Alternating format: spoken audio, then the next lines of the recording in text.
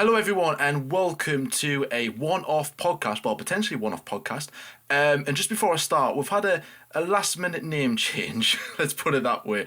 It was supposed to be called the Lockdown Podcast, and after a real group decision, we've changed it to the F1 Mass Debate Show. I don't know what's so funny about that. Some people seem to find it hilarious, and I don't know what the big deal is, if I'm totally honest. If anyone knows, then please enlighten me in the comment section below, then please do.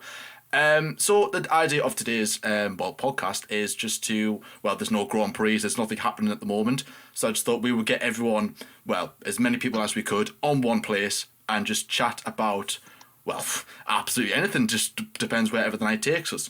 So let's introduce the guests that we have got for today's podcast, starting with 1 out of 3 of the late-breaking boys. We've got Ben. Ben, are you all right? I'm very good, thank you. Thank you for inviting me along. I think we're going to try and dispel the too many cooks spoil the broth, or maybe we'll confirm it, actually, thinking about it. But yeah, I'm excited. I don't know what we're going to talk about. It will probably be a mess, but hey, I mean, that's going with the current circumstances. So what can I say? Yeah. Let's just see what happens. Next up, we've got Lewis Bloomfield, or Bloomy, a well-known graphic designer. He's done graphics for the likes of, well, us, Dan, and of course Sean from the F1 Word. Lewis, thank you for coming on. Is this your podcast debut, or have you been on some people's podcasts before? Yeah, this is my first time behind the mic, so if I'm a bit quiet, it's because I've not got much experience, but yeah, I'm really looking forward to it, so thanks for having me on. No problem at all, mate. We'll try and get you involved as much as we can. Next up, we have got Dan from F1 E Reviews. Looking forward to having him on again. He's been on our channel before. Dan, thank you for coming on. Are you all right? Yo, dude. There we go. I'm going to be the one that doesn't take this seriously, so... Don't take it seriously. Please don't. Seriously, are we? Nobody take it seriously. Bringing the Grosjean support, as always. So, cheers, man. As always, no problem at all, mate. Nice to have you on. Next up, we've got John T. Now, of course, recently, we've actually just done a recording with John T. quite recently. I think the episode will come out very soon, so looking forward to when that goes live. But John T., looking forward to hear what you have to say, because you're not too shy of saying what you actually feel about things. So if a controversial topic comes up, I'm pretty sure you'll be the one to kind of say what you want to say, I think. Yeah, it's always fun to have a good chat, and I must say I support the change in the name. You know, it's good that we've all managed to reach around and come up with a solution. Mer. Oh well, this is going to be talked. This is going to be brilliant. Anyways, next up we've got Josh Ravel. Now this is like a last-minute substitution, I would say. Josh wasn't going to be on, but now he is. So Josh, thank you for coming on. Well, a bit last minute in a way, but no, I'm pleased you're on. The title of this podcast has given me brain damage. But nevertheless, I'm cool being here. And the last name is pronounced Revel. So just imagine there's an I in the second E. Or you can just say Revel. Revel. That could be one of those things where it might be just. I think that's today's challenge. Let's try and pronounce Josh's last name correctly if we can. Next up, we've got Lyle. Moving on. Next up, we've got. I'm only kidding. My brother from another mother. Me co-host on the F1 Debate Show, of course, Lyle. Yes. Lyle.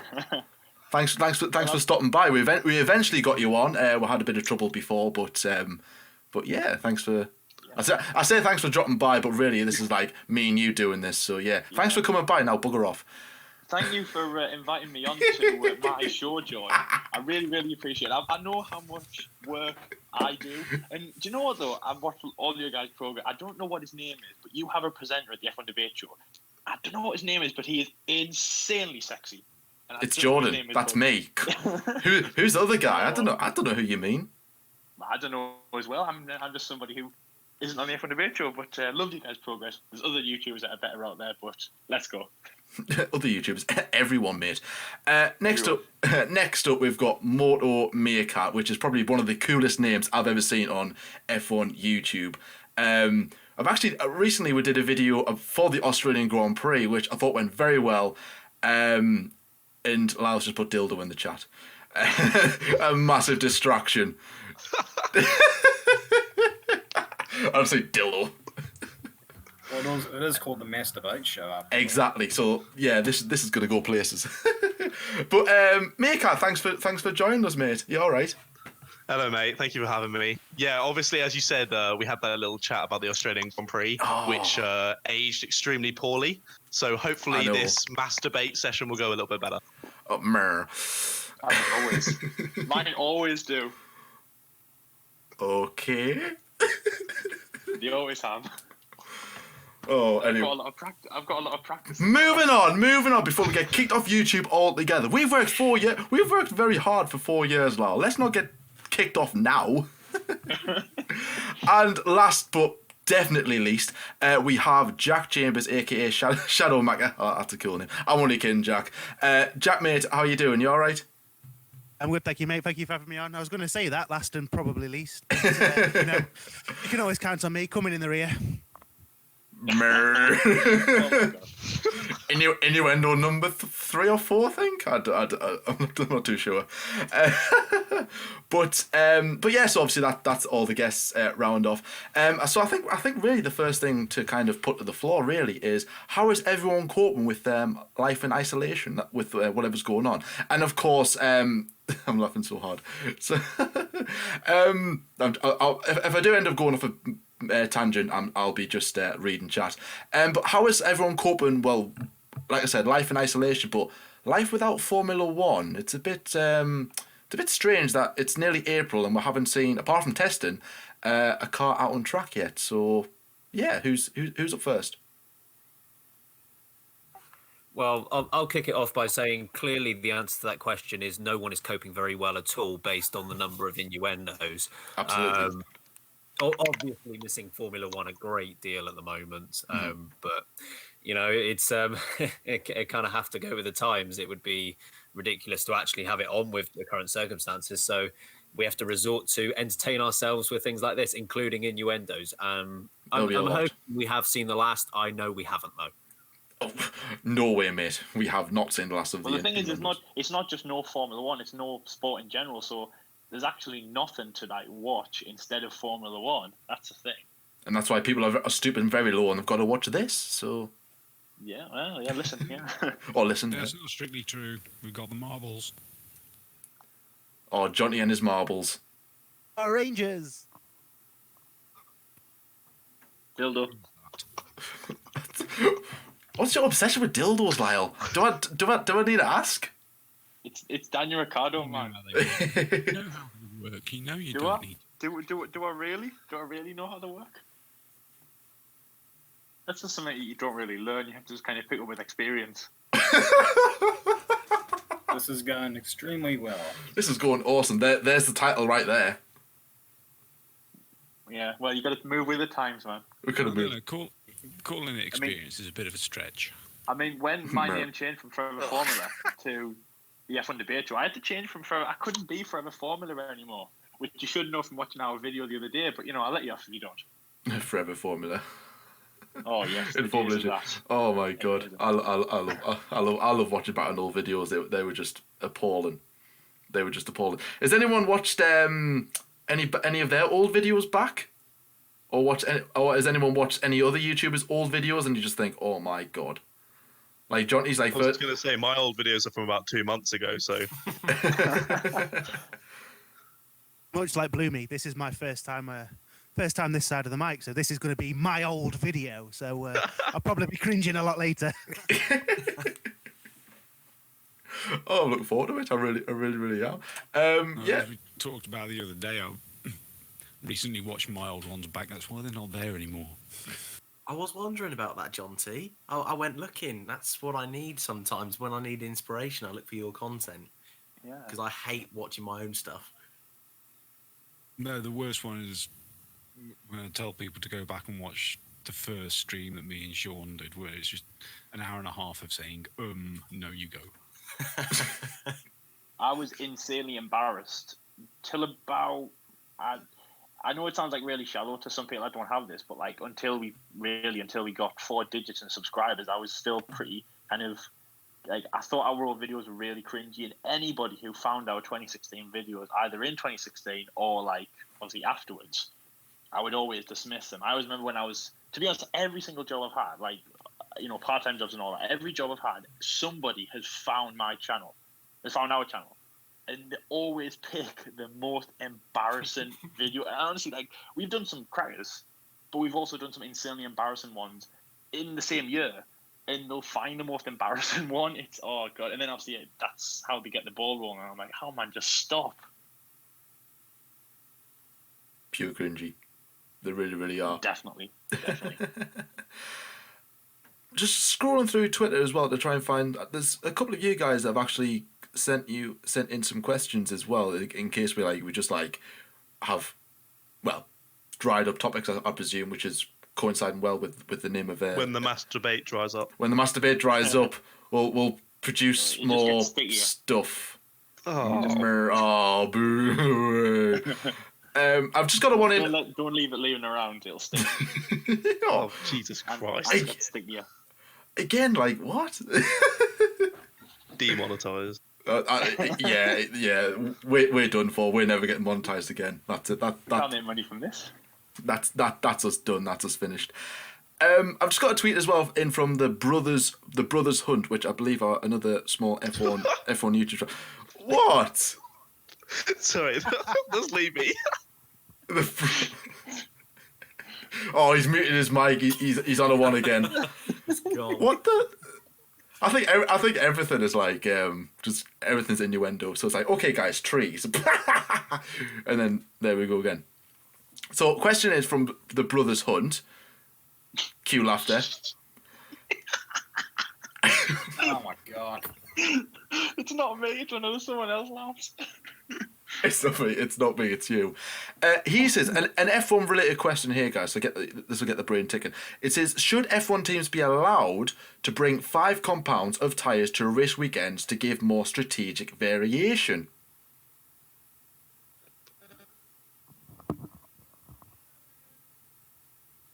Good answer. Yeah, same, mate. I agree. Could you repeat the question, please, teacher? I will. Should F1... Sarah, I need to go to the bathroom. No, sit down. You can't do that. You've already been 3 times. You can't do that. I can, mate. I'm in control. Anyway, so the question was, should F1 teams be allowed to bring all 5 compounds of tyre to a race weekend to give more strategic variation? Then I'll jump in on that one, because I think they should. I love the rainbow tyres. I know now it's simplified, but that wasn't even an innuendo. You know what I mean? No, it's not you, mate. I found something else. I'll bring it in a topic in a bit, but no, it wasn't you. Carry on. Fair enough. I love the rainbow tyres. I thought it was brilliant, and we got some really, really good racing with it. So I'd say, yeah, absolutely. Bring all 5 in, but also reduce testing as well.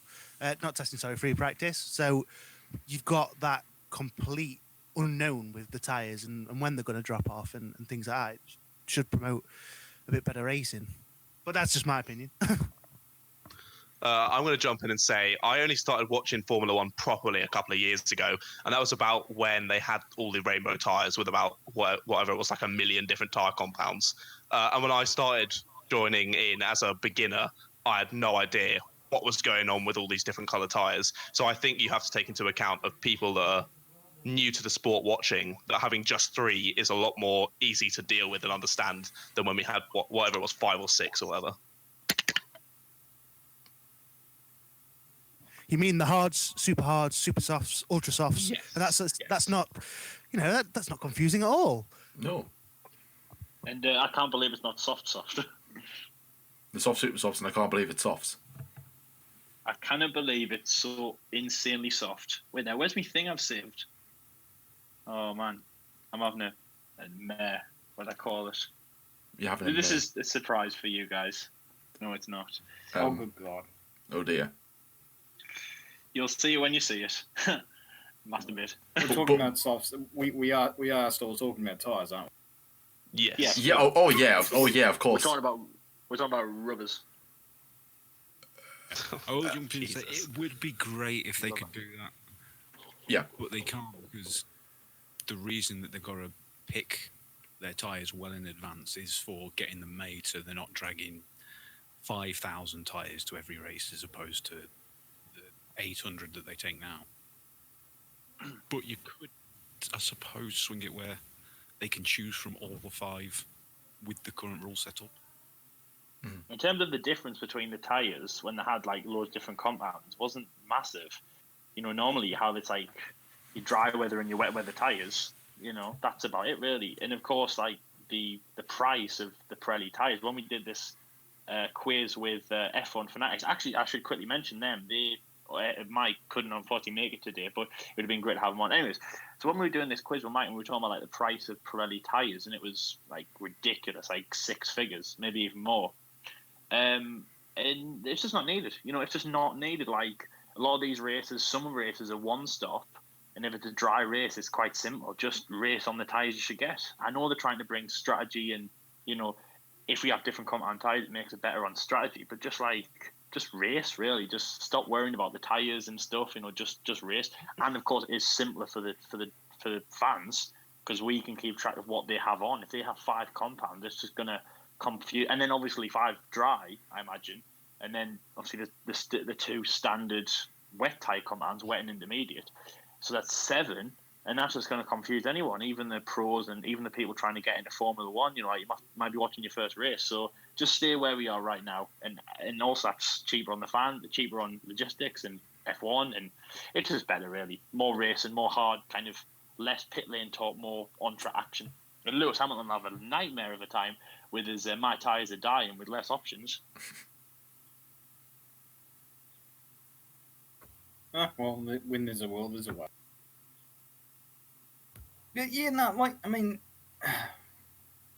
exactly what you guys said. There needs to be a bit more simple outlook on this because, you know, you're trying to draft fans in, but when you got like 600 different compounds for the weekend and you've got things like the fucking, you know, hyper mega happy softs as a soft compound. I mean, like, come on now. We need to actually have, preferably, like, just soft, medium, and hard. Welcome to the Masturbate Show. So, Which one do you prefer? Do you prefer it hard or soft? My brain cells are ticking away slowly with every passing minute. I am not going to answer that question. But yeah, there needs to be a more simple, you know, tie allocation in terms of having all compounds there for the weekend, you know, for the teams to choose from for strategic benefit. I mean, yeah, I guess. Whatever way that we can get the competition to be closer, by all means, let's make it happen. I think sort of why? I always think with the tyres that I know it's very difficult to achieve, but Pirelli should always be striving to get 3 sets of tyres essentially where they can make a race weekend a 1-stop, a 2-stop, or a 3-stop, and they are incredibly close in terms of what they project to be the overall race time. At the problem I would have with having all the compounds there is not necessarily that it would be confusing, because I think if it was the same 5 that appeared every single Grand Prix, the fans would get used to that. However, I just think teams would strive to find the fastest 1-stop, which could potentially lead to some dull Grand Prix.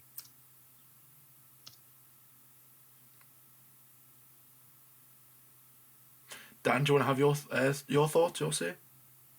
Yeah, I'm on the same thinking as Ben, really. I was trying to listen to what you just said, and I think we can all agree it would be great for closer racing with millions of pit stops where the lead keeps changing, Giovinazzi leading like we saw in Singapore. But I just feel teams, they're not silly. Circuits like Monaco, it's if we have 5 tyres, it's always going to be a one-stop. It's always going to be for track position. There might be a couple of circuits in the season where we get 2 stops, but I'm not a big fan of it. I'd rather see maybe a tyre war brought back into Formula One. And sorry, Moto Meerkat, maybe noobs won't like that. But yeah, it's an interesting idea, but I just feel it's one of those things that ultimately could lead to worse racing.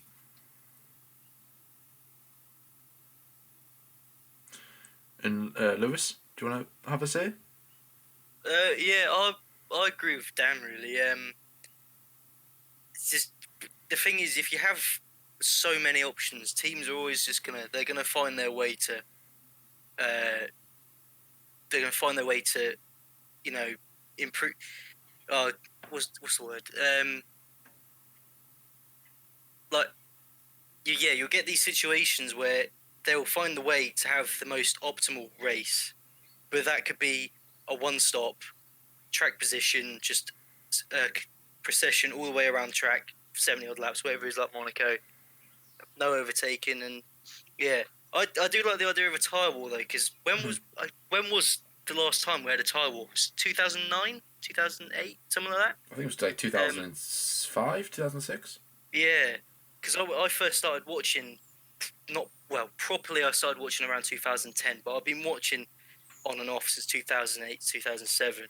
I vaguely remember that. But but then you don't want stuff like Indianapolis 2005 where you've got that whole kerfuffle of all these teams pulling out, and then you have like 5 car grids or whatever. So, but I look how it is now. Do you think Nico Hulkenberg would like that? If he was one of them 5 drivers, he might have a chance of getting a podium. He would still bottle it. I was going to say he would still bottle it. He would get to second. He'd get the first and retire. He would get the last corner, and then his tyres would just give up and push, bang in the wall, dead. Not dead. I don't know why I said dead. That's a bit extreme, wasn't it? Well, Nico Hulkenberg's got the last laugh because he is actually back now. What's he doing that Sebastian Vettel isn't doing? He's doing not the season, whatever it's called. Yeah. That's the thing now. The hashtag not the season F1 2020. Are they doing that for every race? For now, up until I don't know what they'll do for Vietnam and the Dutch Grand Prix.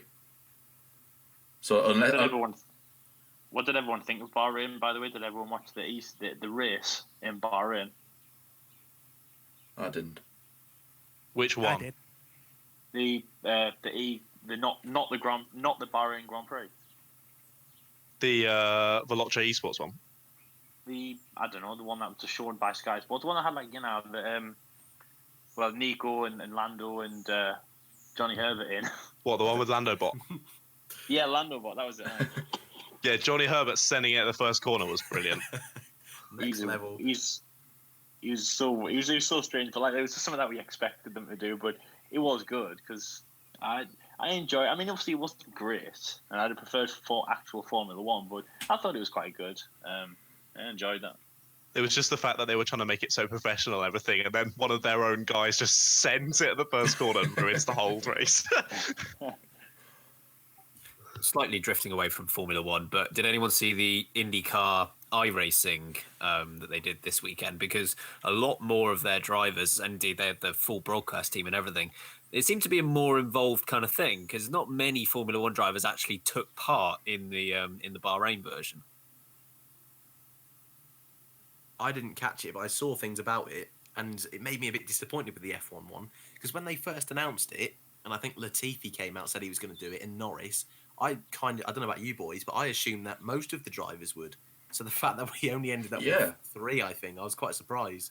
But yeah, apparently the IndyCar one was pretty awesome. Yeah, I heard that the Formula One was going to be doing something like that, which then I thought, well, maybe not everyone would do it, but when I was understanding that, there's going to be esports drivers and then some random celebrities, then it's like, that's really good. But there's only 2 or 3 of them. I mean, I'm not a big fan of esports as a whole, and to be fair, I think my opinion is it's a really good idea what they're doing. There can't be any racing, but at least they're showing something, and it's fun to see like the likes of Johnny Herbert racing against Lando Norris, and then Thibaut Courtois, which is random, against another like an esports guy. It's a very mixed up grid, and I think that's really good. But for me, I don't get that same thrill watching esports than I do with Formula One. I think like when because obviously Sky Sports F1 were showing it on the Sunday, and when they did that, I expected like David Croft and Martin Brundle and all that to be commentating, at least commentating on it. And then it was, someone else. I imagine like the esports guys, and it wasn't really kind of well put together. I mean, I know people can have technical difficulties, but like Lando had technical difficulties, and you had the blurry cars. Like if you play online, and obviously when you have a bad connection, and the cars like start, moving and drifting and all that, you had that, and it just wasn't like the best kind of substitution, if that makes sense. It reminded me of like kind of a mediocre YouTuber.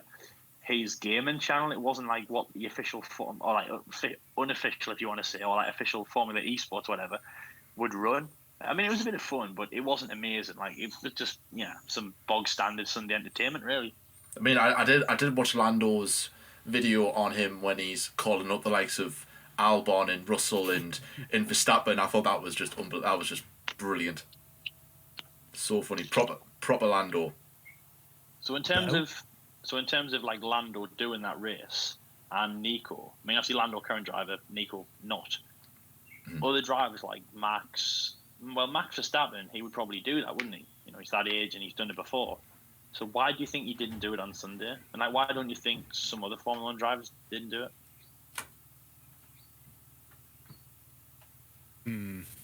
It's a tricky one. You got to think that on some level, a lot of them may be thinking, I don't enjoy doing this. I don't even like going in the simulator at the factory. So yeah. Well, I guess Lewis and Seb would probably be like that, but not Max and. Didn't Max say that? Sorry. Whereas the younger ones like Max, Lando, and what have you, they've already been doing it for years anyway, and it's what they do in their spare time. Yeah. So if they can raise the profile of esports and get a lot more people watching, then why not? Were you going to say something, Jack?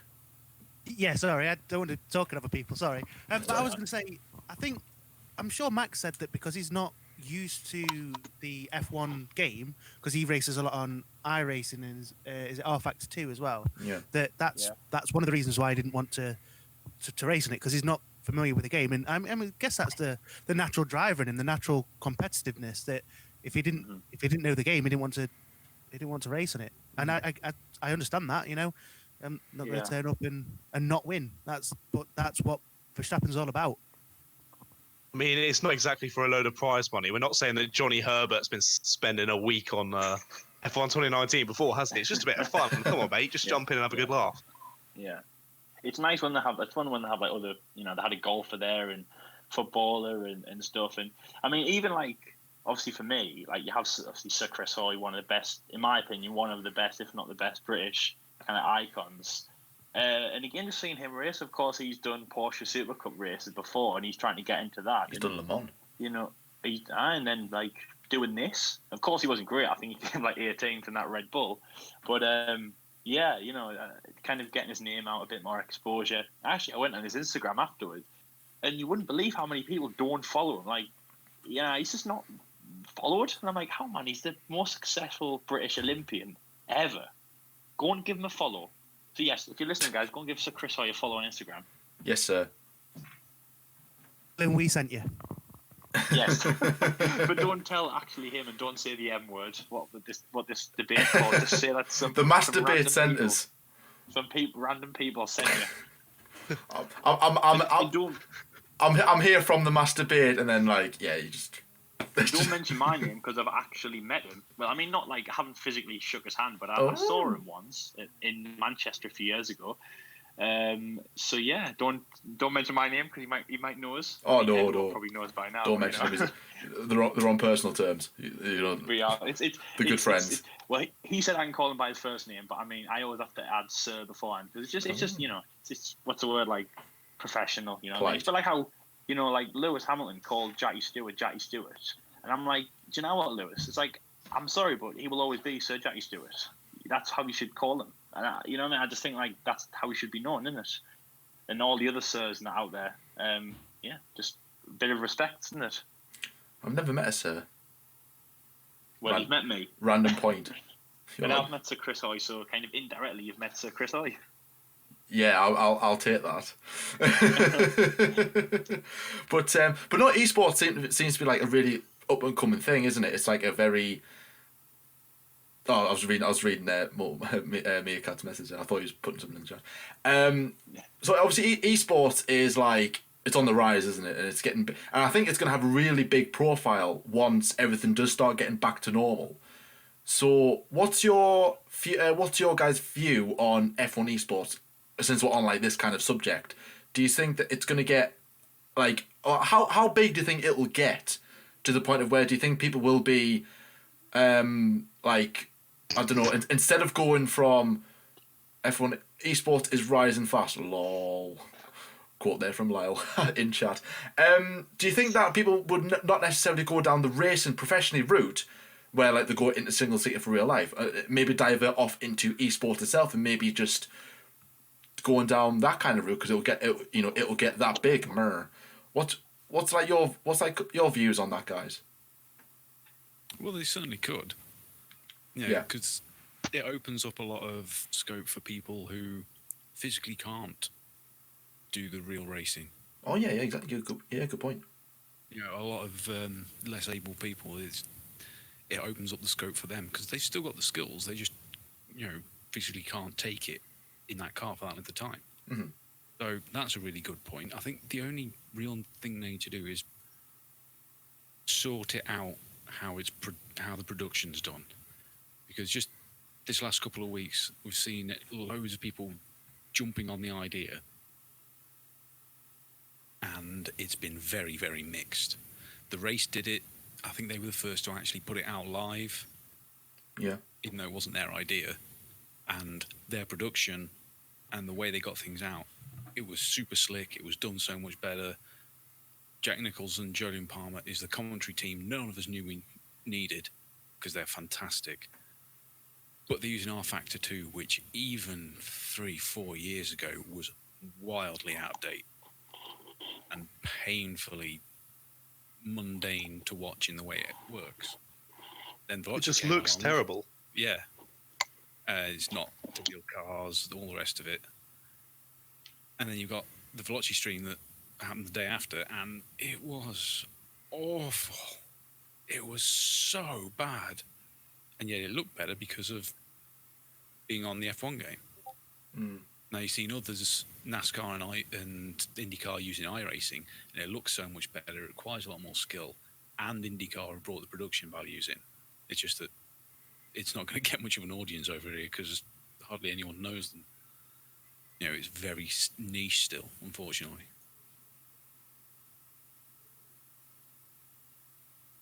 I think we talked about it a few months ago, I think. I don't think you could say that it's a foolproof way through for esports, like to get to Formula One. I think that if you're a good esports driver, that's where it kind of stops. But it's just like everything, really. I mean, there's FIFA championships and, there's loads of sport championships, like virtual sports. So I think that's just how it'll be. It'll be a big thing. It won't be massive, and it'll definitely not overtake like actual sport on the telly. Oh, no, of course, like, it won't. In this situation as well, obviously, we're all inside with no sport to watch. At least it's something to watch. I mean, it's not amazing, obviously, in terms of someone said to me, would you rather watch, esports or would you rather watch a replay? Then I would say I'll watch a replay of, an actual sport, actual Formula 1 that actually happened. Yeah. But it's just something to kind of, it's fun. Also, people can practice and stuff because, I'm obviously not at that level, but I have F1 2019 and all that. I have FIFA, I have Madden. If I wanted to, practice in them leagues, then I could. It's just a kind of a more get people involved and something that they can do from home and something. It's a bit of fun, really, at the end of the day. I don't think it'll ever be taken as something insanely serious. So if you were down the pub or something and you said, oh, I've got a friend of a friend of a friend who's incredibly famous. Oh, what does he do? Oh, he drives for Haas. Oh, really? Yeah, the esport team. And you're like, really? So he's obviously more famous than Grosjean. And you're like, of course he is, because Roman Grosjean. But yeah, it'd just be a bit of fun. It'll never obviously be the real, real sports, real thing. But yeah, no, I mean, it's there. It's fun. It's good. I just hope that it doesn't. We never hear about or very. It will never be a route into Formula One. No one will ever be able to say I got to Formula One through esports only, without obviously putting in all the work and karting and obviously did the same as what the other drivers got to the grid, doing themselves. I think there's a guy who I don't know if he's in Formula 3, but he wasn't. Was he in esports? I know. I think he had a racing background, but he made it. Talking about Igor Fraga. It might have been him. I don't know his name off the top of my head. I just know that there's a guy who is in Formula 3 who, yes, like I said, he did have racing background, but he made a name for himself in esports, and now he's going into a really good set of racing. So really kind of flipping the question, it's like instead of drivers going building up the ranks, going to racing, then jumping into esports. I think like what you said there before, Lau, we have spoken about this, about F1 esports as well, and I think I posed the question of would F1 esports ever produce racing drivers? So if you're like constantly on the game, bashing the game, just pumping the laps, like let's say about 12, 13 hours a day, just constantly getting everything right, and then to the point of where you're right, Brendan Lee, for example, or someone who's a worthy champion, and then one day go, right, okay, well, what's the next step? Because surely that's not going to be like the brick wall in this. Like surely you have to go beyond maybe attempt real life racing to see how it is. Because obviously, a game's like, and a simulator is good, but what every driver says, it's nothing like driving the real thing, and it never will be. Like you can get as close as you can, but there's all sorts of other elements to take into account.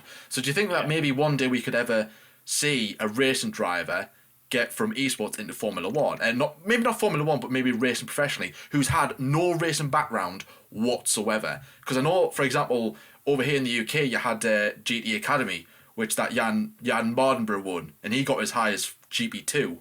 So, and now he did a couple of eSport races. So again, reference. So I always refer to him as like, well, he's a good example of you could, but I know he kind of went through a TV show, so he got the publicity and sponsors from that. But still, though, it's not ridiculous. So again, like just putting that question out there, do you think that maybe esports could produce maybe a decent racing driver at some point in the future? Well, they already have. I mean, as you said, Jan Mardenborough, and he's still doing Super GT, still a very established driver. We got Igor Fraga coming through the ranks, and I saw him, when he was over here in New Zealand, and he just freaking walked away from everybody. And you got to remember the people in this championship we had. Lynn Lawson, Yuki Tsunoda. We had some established drivers in here. He just freaking walked away. And that sort of, and there are other drivers out there in esports, the ones that were given a chance, and they proved them. I mean, obviously, the ones that were, fit, but they still, whenever they had a chance to actually demonstrate themselves in an actual car, they generally more or less proved themselves to be somewhat decent at least. So I do think that it translates, depending upon the game. Obviously, some like Burnout 2 is not a good indicator of someone who's got driving prowess. But if you've got someone who's, I don't know, dominating the iRacing scene, like Will, what was his name? He's a driver in the number 24 in NASCAR. His name escapes me at this time, but he came from an iRacing background. I mean, granted, he then sort of bought his way into the sport, but if you got someone who's tearing up the scene in a reputable simulator, and they can translate, their success in the real world, then I mean, we can't really say that esports are a bad thing at all. So, I think that esports should be encouraged for sure, and absolutely. But the big thing out of all this is just making sure that we don't really lose the plot, and we look at someone who's constantly on F1 2019 all day, and we're like, oh, this guy's the next big thing. May not be. Well, William Byron. That's it. I guess you could give him a chance. So like, I guess if Like, I mean, there's been a few kind of like this has happened before in other sports where like they've gone through a competition and they've won it, and then they've had a shot in that that chosen sport, whether it be like, walk on the game or whatever. So like I guess maybe there'd be like kind of a championship, and if you won it, if you were like the best in the UK or whatever, the best in your country, then you might get a shot. There's other and that would be races. cool, wouldn't it? Yeah, It'd be cool to actually have someone brought up, through driving ability, because that's what we want. Because I mean, look, at the end of the day, I wish no ill to these people, but I mean, they're a constant source for memes and what forth. But people like Alessio Deleta and Maha Viragunathan, they're just horrible fucking drivers, and we don't want them in the top flight like we did before. If they get the chance, that's them getting the chance. So fair enough, like whoever runs it can say we've given them a chance. But then it's up to them to then prove if they're a good driver. So like you were saying, someone was saying before about the elements of driving. Like they asked Nico Hülkenberg the other day, what's harder to drive? And I'm like, of course, it's a real Formula One car. You have the G forces, you have the everything really. Anyway, so if they have the shot, they're amazing drivers on F1 2019, but they get one shot, and if they blow it, if the balls are up, that's it. They're out. That's game over. But if they do well in that one shot, then they keep going. And then, they keep getting chances and chances and chances. Then they might get picked up a team, and that's, do you know what I mean? Like, that's their road in. So it'll be kind of partially made up of F1 2019 or whatever, and then partially from their chance. Because as you were just saying there, they could be amazing on F1 2019 or something like that, and they could just completely balls up getting a car. They might not even be able to start a Formula One car, which I've heard to be honest, is pretty hard. 2019 is not, the most groundbreaking game when it comes to any. I mean, like any racing. I mean, you could be great in driving Lewis Hamilton's W10, but you could be terrible. You might not even be able to start his W10 in real life. Need for Speed for the win. Yeah, because Josh touched on that briefly before, the points you're making about could we see a driver come into F1 from esports, and I've got to say, from something like iRacing or possibly Assetto Corsa or something that is yet to come, it could happen as long as it gives them that step into real racing. Do you think it would be not from F1 2019, which I find really ironic because the physics model in it is woeful compared to the other driving sims. I mean, really, really bad. We're comparing GoldenEye on the N64 to top of the range PC Battlefield 5. That's the difference between F1 2019 and iRacing. Yes, I completely agree with that. Do you think completely? We've always heard of drivers slipping through the cracks because of financial reasons or whatever. Lewis Hamilton has called, has said there should be a cheaper way and a better way to get into Formula One, kind of like the way he did. Do you think iRacing and esports could provide a really a cheaper way to get into racing? I mean, it should, and I think it already is. Mm-hmm. But as grassroots, I definitely think that it should be viewed as a serious thing. Yeah. But from esports to Formula One, you're kidding yourself. Not going to happen. Yeah. I mean, good grief. I mean, as I said, if you're going to have if there's a person on iRacing, for example, who is ripping the competition to pieces, for example, Gregor Hutu, back in the 2010s, and they brought him over to the States to try him out in a car, and he put in some respectable times. And if he was fitter and had a bit more time to acquaint with the track and all the elements and everything like that, then he could have been pretty damn good. But that's just it in the end. Is that esports only tells you half the story, so you got to take things with a grain. You got to take all this with a grain of salt. But at the same time, it's a much easier, cheaper way to find out those who may have a lot of potential. So, to an extent, but it's at least it's providing more of an opportunity for people to be known for driving now, as opposed to 20 years ago, where the best racing simulator we had was GP4.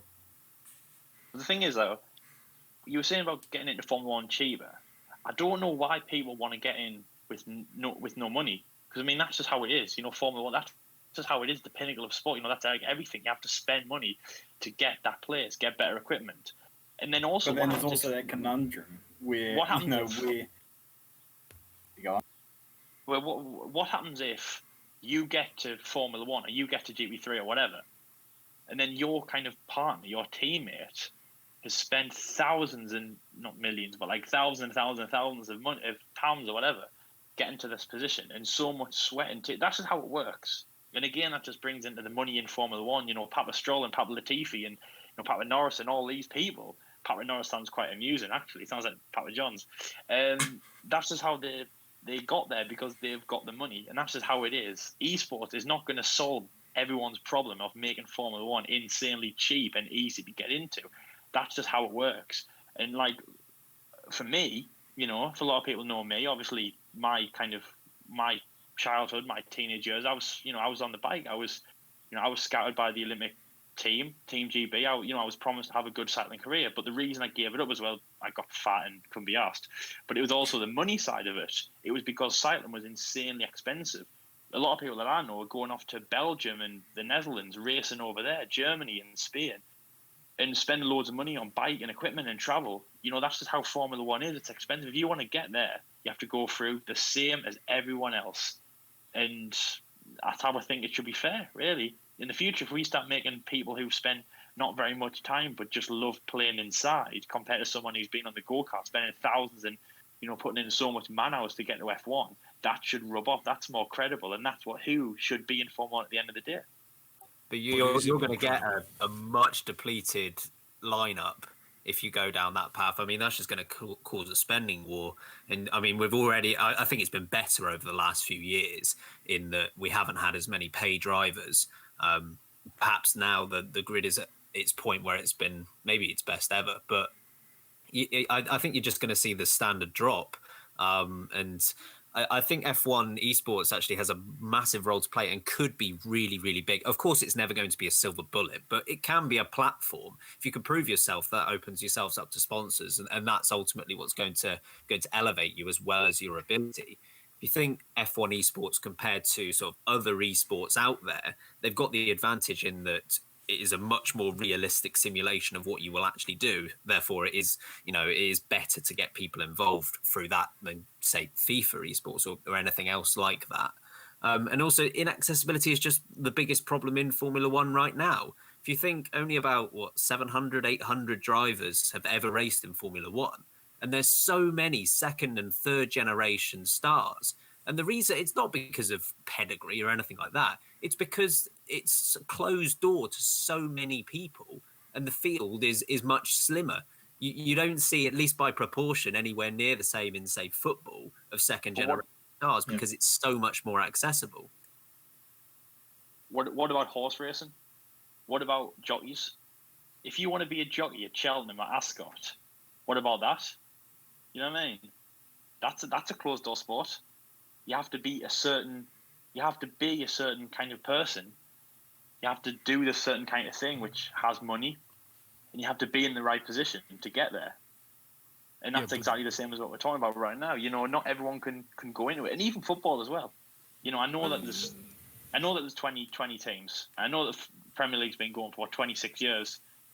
There'll be more people that have been in Formula 1 being in the Premier League, but again, it's still a closed door and a closed chapter for a lot of people who will never get there, because do you know why? They're not that good. They're not as good. They haven't put enough time in as all the Premier League players we're looking at right now have. Yeah, with horse racing, there's a genetic element to that. Yeah, but still, that's what I'm saying. Jockeys are smaller people, so their children are more likely to be smaller and better suited to being jockeys. And also that's what I'm saying, though. But it's still interest bred into. Yeah, but it's still a closed. It's still a closed door. It's not. It's accessible as other sports, and that's the same as Formula One. Yeah, but going back to your other point about the people who put in the time, it's more credible. Is it really? We've already had him mentioned, Raghunathan. He's done the time on the track coming in, and he's been able to afford it. But has he got more credibility than Jan Mardenborough? I think that's a very got very a podium in LMP2 at Le Mans to his name. He came in through GT Academy.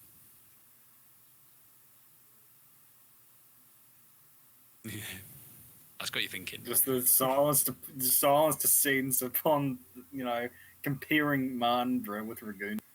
It's just, but that's sort of a classic case in point. Like, I mean, yes, Formula One was founded upon playboys and pay drivers. That's the reality of the thing. Is when people say, "Oh, he's a pay driver," that's redundant. That's how the sport was freaking founded.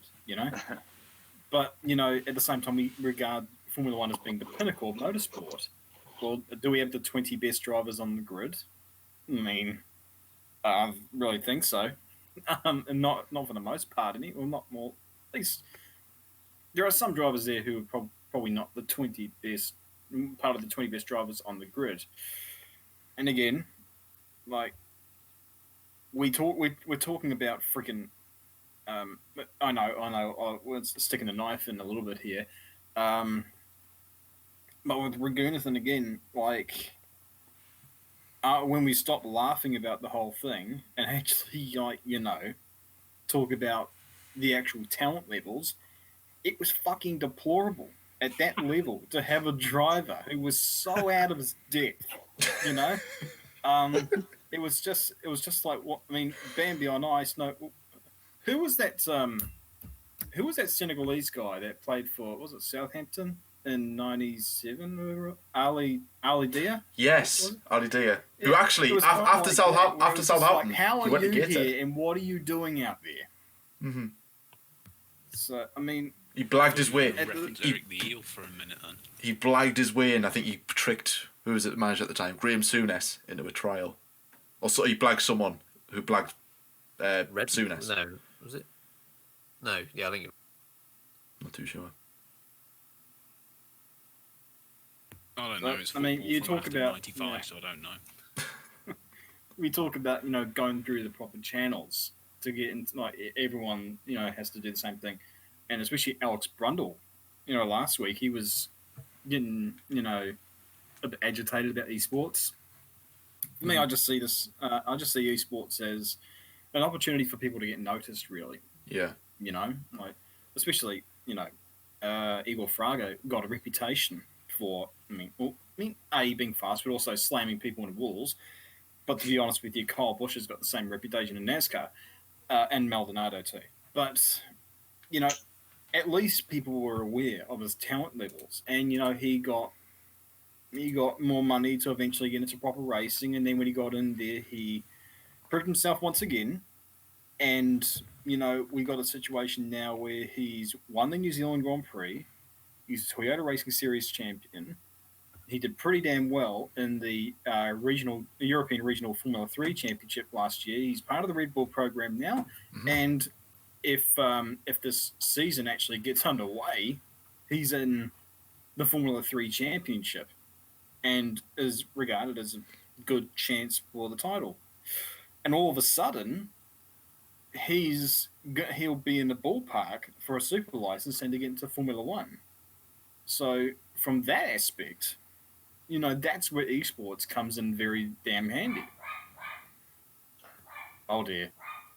That damn dog is loose again. The dog is making an appearance. I've had 4 years of this. Well, actually, no. You've had about 3 years. Actually, 2 and a bit, because I've only had the dog since 2018. I was talking about you. Oh. Slammed down. There's no recovering from that. Anyways, I think that was a mass debate, wasn't it? That was quite. I was just reading chat there before, hence why we were giggling just before. When That you was say it like that, it doesn't sound too bad. yeah, exactly. that was a really good debate. So I'm going to throw the cat amongst the pigeons, quite literally here, because Kirill has come in with a belter of it. Well, not really a question, but more. I'll read it. He says, "Everyone, tell us your most controversial F1 opinion." Who's going to start? Ooh, okay. This is gonna. If that debate was good, I think we've just turned it up just a notch. I read this on What Twitter. can I don't think I have one. What can I say that's not going to lose me 60,000 subs? Who knows? I mean, the thing is, though, that whatever we should say, we should be allowed to say. Like, you shouldn't. Oh yeah, you should be allowed to because say it, everyone but wants you'll know, Lyle. We could say, "Oh, Verstappen's better than Hamilton," and yet the comment section are just bombardment with Hamilton fans, and then we'll swap the tyre around, then we're just getting bombardment from Max fans. The thing that I love about opinions in that way, like just ride that wave, for example, like we have done that before. Obviously, me and Joe, we've said like Max is better than Lewis and vice versa. It's your opinion, but people will never say their opinion. For example, like they'll never say, "I think you are wrong." They will just comment and say, "Wrong." You're wrong. Like, okay then. It's like your opinion is we're wrong. Like if I say right now that the grass is blue, you'll probably say, "Where the hell yellow. do you live, Lyle?" Because well, my grass is blue. But my opinion is the grass is blue. It's not wrong. You couldn't say it's wrong. I mean, I guess you could try, but your opinion is it's wrong. It's not technically wrong. Anyway, sorry, that's a weird tangent. But yes, it's your opinion anyway. It's not. I was going to say as well on that random subject. Can you remember that thing that was trending about 6 years ago, where there was Don't even. Yeah. Oh yes. Exactly what you're gonna friggin' say. That dress. No. That dress is it white and gold or blue and black? Honestly, that divided the whole world for about a month. White and gold. Oh, It was quite obviously blue and black. It was white and gold. Oops.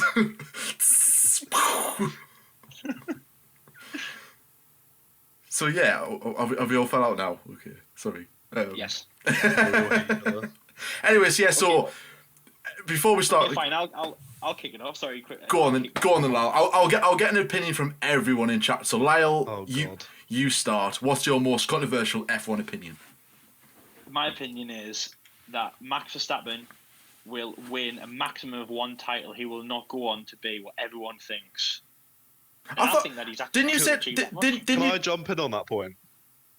Yes. Go on then. Max Verstappen will never win a world title with Red Bull. Oh, nice. Oh. Anyone else want to elaborate on that? Max Verstappen won't win a world championship at all.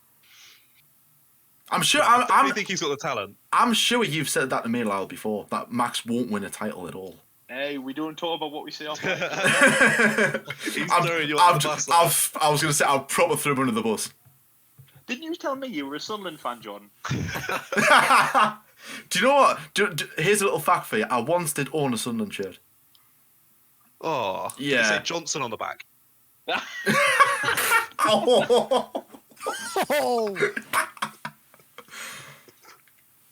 Maybe. Anyway. He's got it framed now. It's signed by the great. I was going to say, signed by the great man as well. I got a picture with him, then all of a sudden he gets arrested. I said I wouldn't tell What did he sign anyone. him? Were you 15? Anywho. Was it in his Black Range Rover? I think it was. I can't remember. I was blindfolded. Anyway, moving swiftly on. So Lyle, I'm joking, everyone. Lyle, apart from I actually did own a Southern shirt. Anyway, Lyle. So Lyle think, oh, Jack's dog. You just post a picture of it in chat. Oh, poor thing. Oh, that looks good. Yes. Anyway, so Lyle thinks Max will only win one world championship, and Moto Maker jumped in with Max won't win a title at Red Bull. Stirring the pot. Who's? I wasn't going to come in with an opinion on him, but in response to those, I'd say it's safe to say he won't win one until he ditches his dad. He's the biggest problem in Max's career right now. Yeah. Care to elaborate? Hamilton. Well, he's a dick.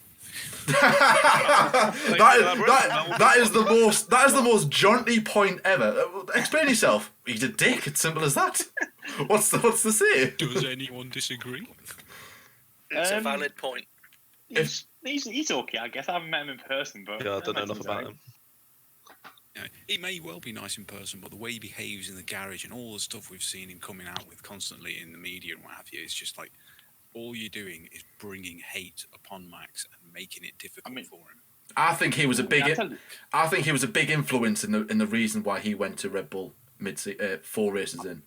I think there was something done dodgy. I'll tell you what, I mean, I know he got to Formula 1, which is good in itself, but Yoss achieved very, very little in F1 compared to what, I mean, Max, beat it obviously in his first weekend with Red Bull, what Jos has actually achieved, which is, he got one more win than him and obviously took his crown away from being the only Dutchman. I don't know when Max's second podium was, but he'd already beaten his dad then, so I think he'd actually beaten his dad in points in like his first season with Toro Rosso. I think it was his first race. Yeah. Well, if his first race ended in points, then most likely, yeah, because Jos only got 2 podiums in his 7-year career. Mm. The only thing Jos achieved was achieving the highest temperature for 31 years. Oh yes. Well, but to be honest, that is actually when I think of Jos, that's the first thing I think of. He was at the pit lane fire. That was the first thing I think of when I think of Jos. I actually can't think of anything else really apart from that.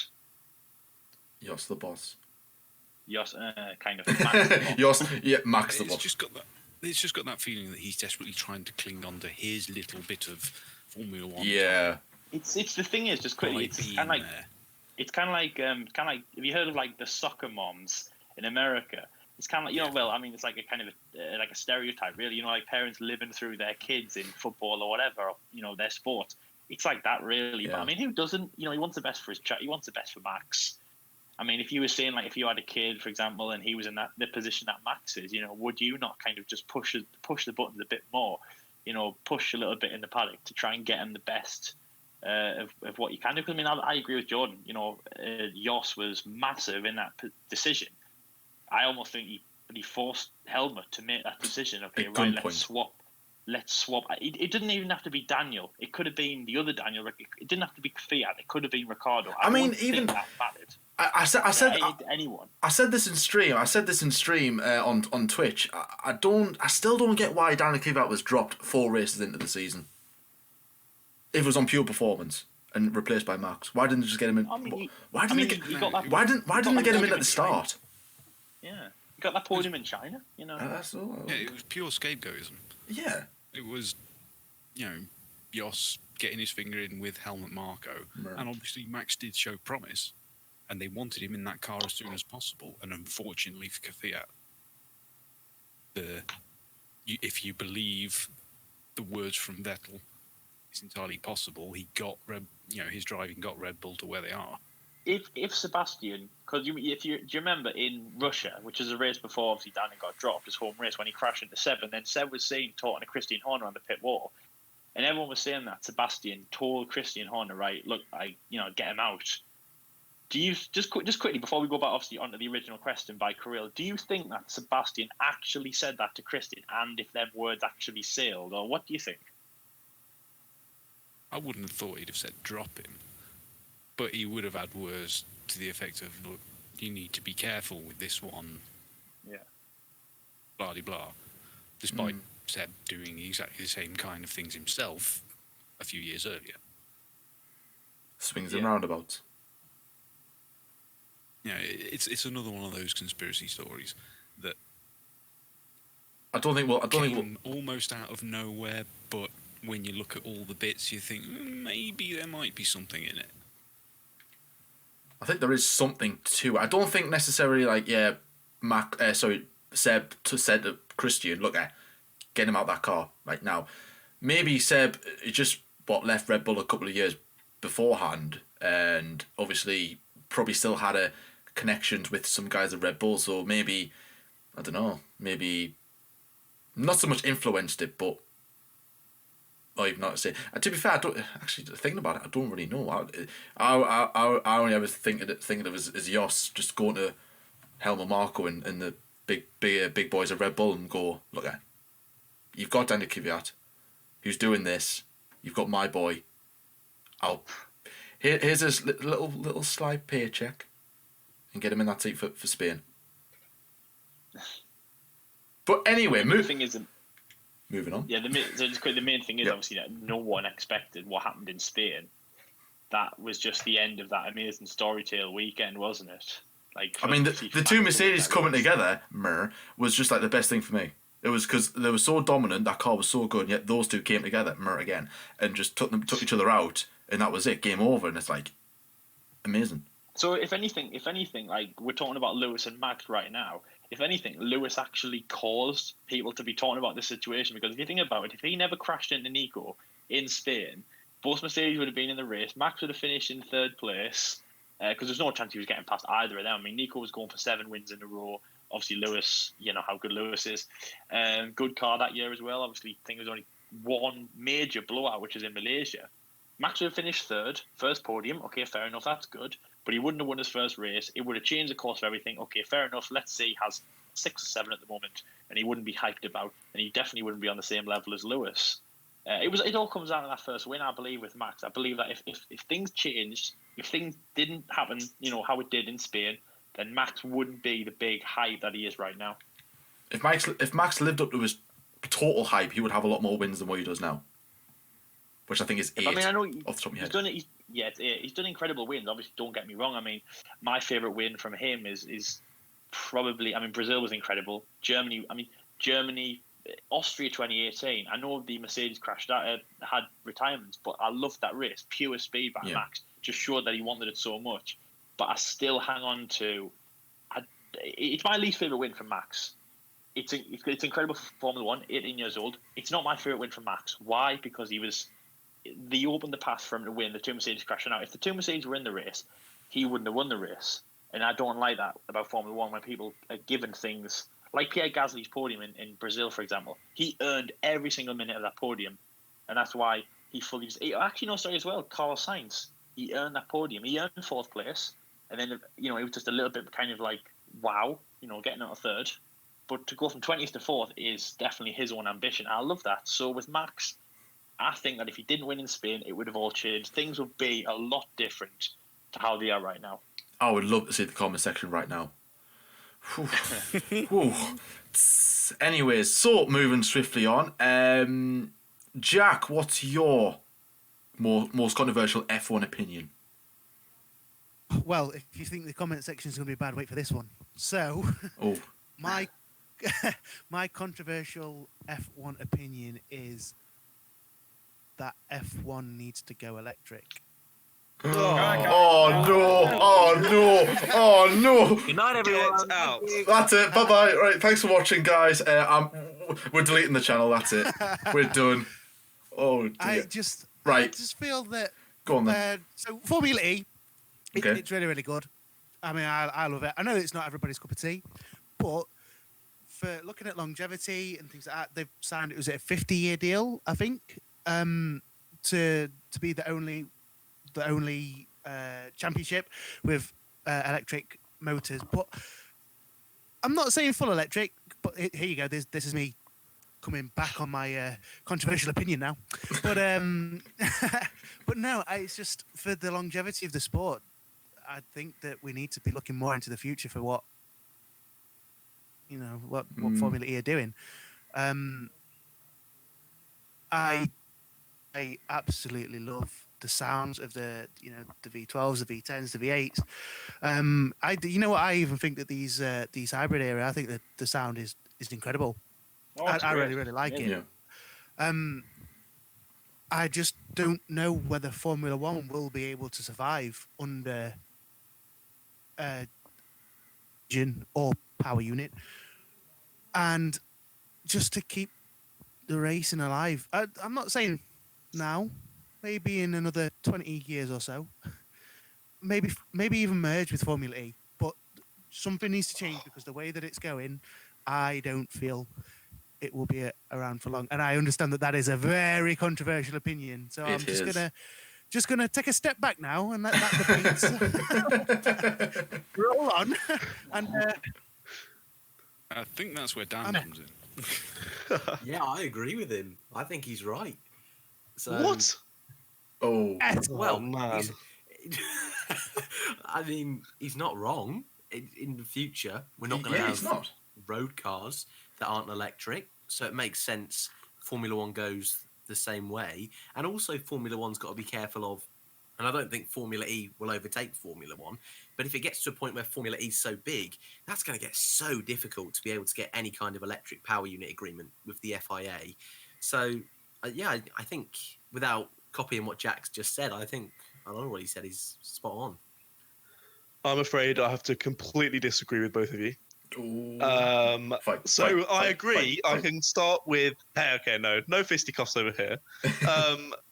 I can completely agree that for the future, in, as you said, 20, 30 years or whatever, it's not going to be a combustion power unit. Completely agree with that. I cannot see electric being the future at all.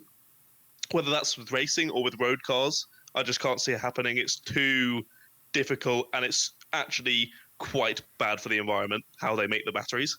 I think that by that time, if you think how far we've come in 20 years, in 20 years, we're going to have some way of getting another better fuel, and my money is on hydrogen, I reckon. Point made. So if anyone would like to talk about that, that'd be cool. It's possible. The thing you have to think about is how the battery technology is advancing. We have the legend working on this still, John Archibald Wheeler. He is the king of all battery technology, and he's still pushing away at getting solid state batteries working, and whatever may come after that, the storage and power output potential of solid state batteries, and of course with graphene being more and more prevalent in the research, that could make the decision between electric charged by whatever means and hydrogen, because no matter how safe it's made, there's always a danger with hydrogen. I think the reason electric's a more popular idea right now is that it's a lot safer as it stands. But you're right about the environment thing. It's not quite as bad as everyone makes out, but it is still pretty rough, although a lot of it is recycled, and the biggest problem is the extraction of the cobalt. DPRC is getting absolutely screwed royally about that.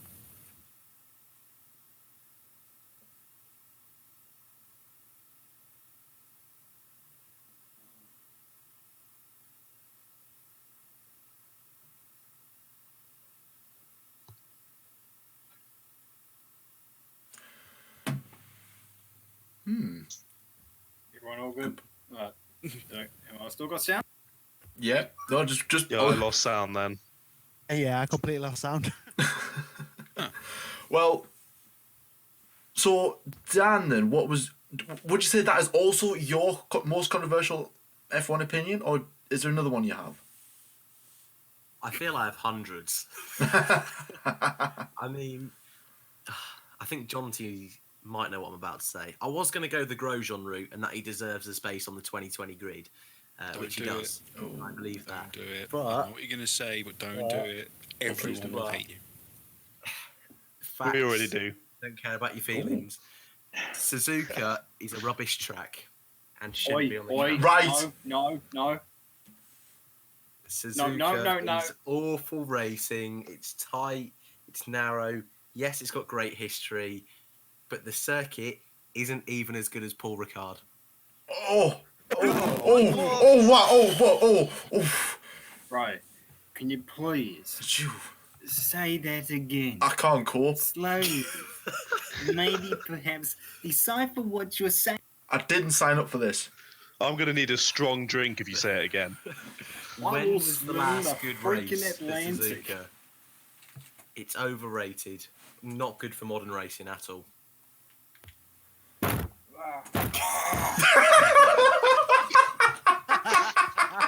Who was that?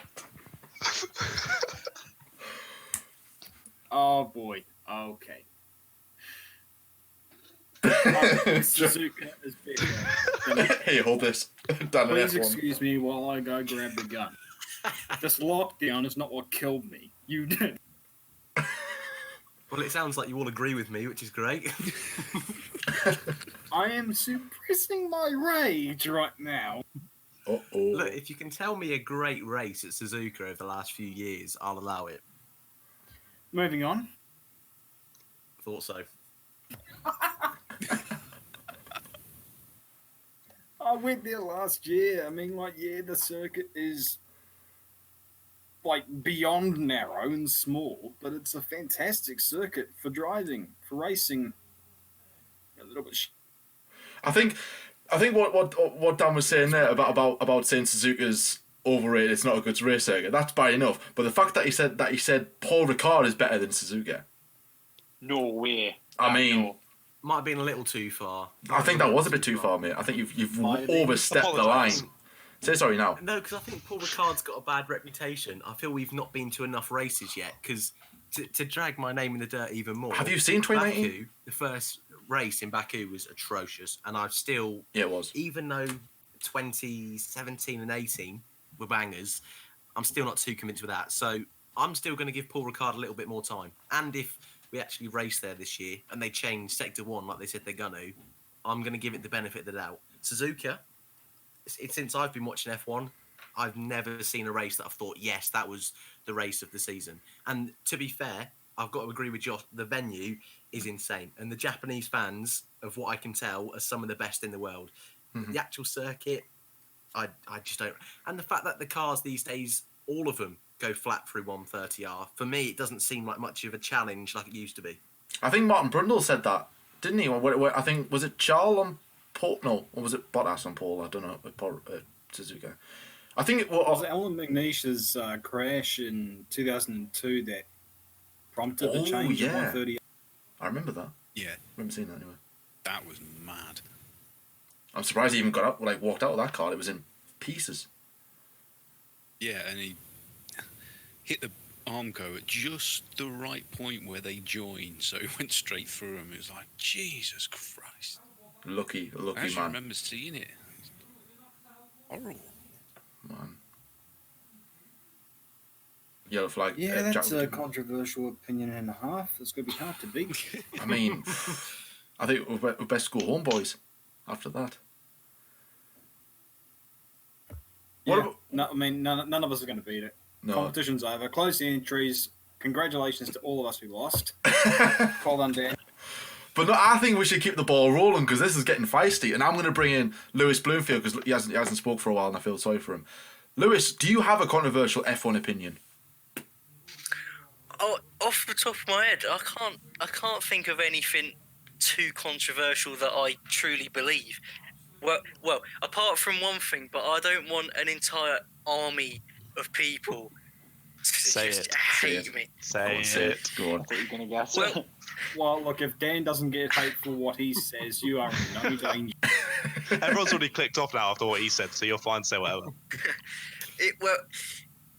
There's a certain red team in Formula One that I feel get away with a lot of things that sometimes I think maybe they should. Mercedes aren't red, though. I know Alfa Romeo as well. I mean, they're a bit red. Red and white. Boo. I thought they're your favourite team, John. Maybe. I mean, That's controversial for half of the F1 fans, Well, and yeah. not for the other half. just stand on the podium and on Monza and say that, and then try and walk out of that track. Nah, I'd rather not. But no, I think Ferrari have got. I don't know, because I think Ferrari have gotten away with some things where other teams wouldn't have. But I also think Mercedes have and Red Bull have. In this, it maybe even McLaren at some stages. Again, I can't name it any off the top of my head. But It's all like, it's hard to say who gets. It's hard to say like who gets away with other things. I mean, It's not hard. there's always that rumor of that, the top team always gets priority and Mercedes were getting it, and then all of a sudden, like I think people were saying, I know Ferrari, Ferrari International, whatever, and then now this engine thing's come out. It's like, well, are they breaking the rules? Are they not breaking the rules? It's like you can't work it out, and you can't prove it's wrong. You can't prove this, and everyone's like, there's something not quite right here. I know it's not kind of like exactly what you were talking about there with the engine ruling early this season, but in terms of last year, in terms of a decision, and again, it wasn't against Ferrari, but it was against someone who drove for Ferrari. Sebastian Vettel, Canada, 5-second penalty for cutting the grass.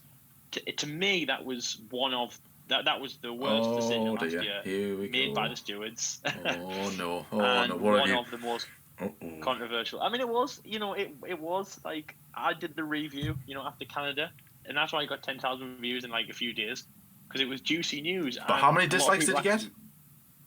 Not as many as you'd like to think, because people agreed with us.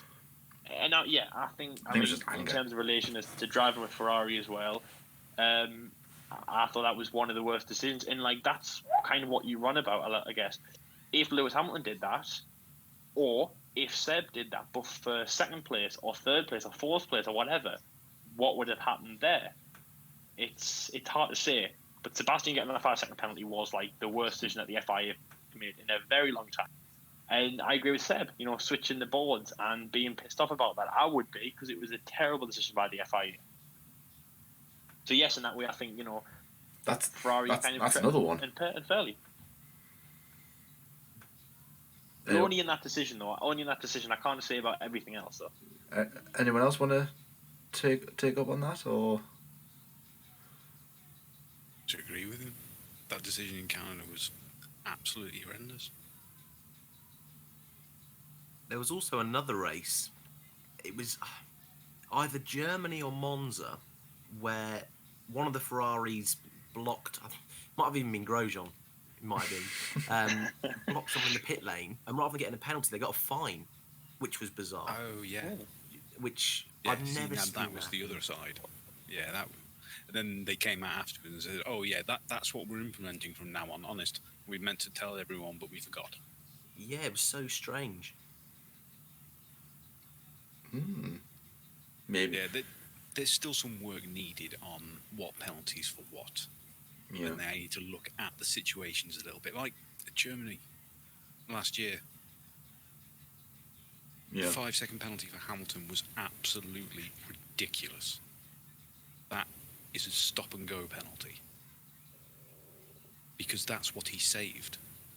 He hasn't just saved himself a few seconds by cutting across that side of the cone. He stopped himself from having to drive around the entire lap without a front wing in the wet. Which is dangerous in itself. Yeah, exactly. They've basically got out of a DNF for free. Do you think that there should be some kind of like, how we have VAR in football? Do you think there should be like, I know that the FIA are kind of the VAR, but do you think there should be like a VAR for the FIA to kind of like have a look at their decisions and think were they right? So like Canada, for example, the FIA make the decision, then you've got some people behind the scenes that made the decision, that the FIA have made the decision, that the decision wasn't right, or was right, and then they've kind of got another pair of eyes to look at the decision and think, is the decision the right decision? Well, theoretically, that's what the driver steward should be for. Because he's got that experience. But it never seems to work that way.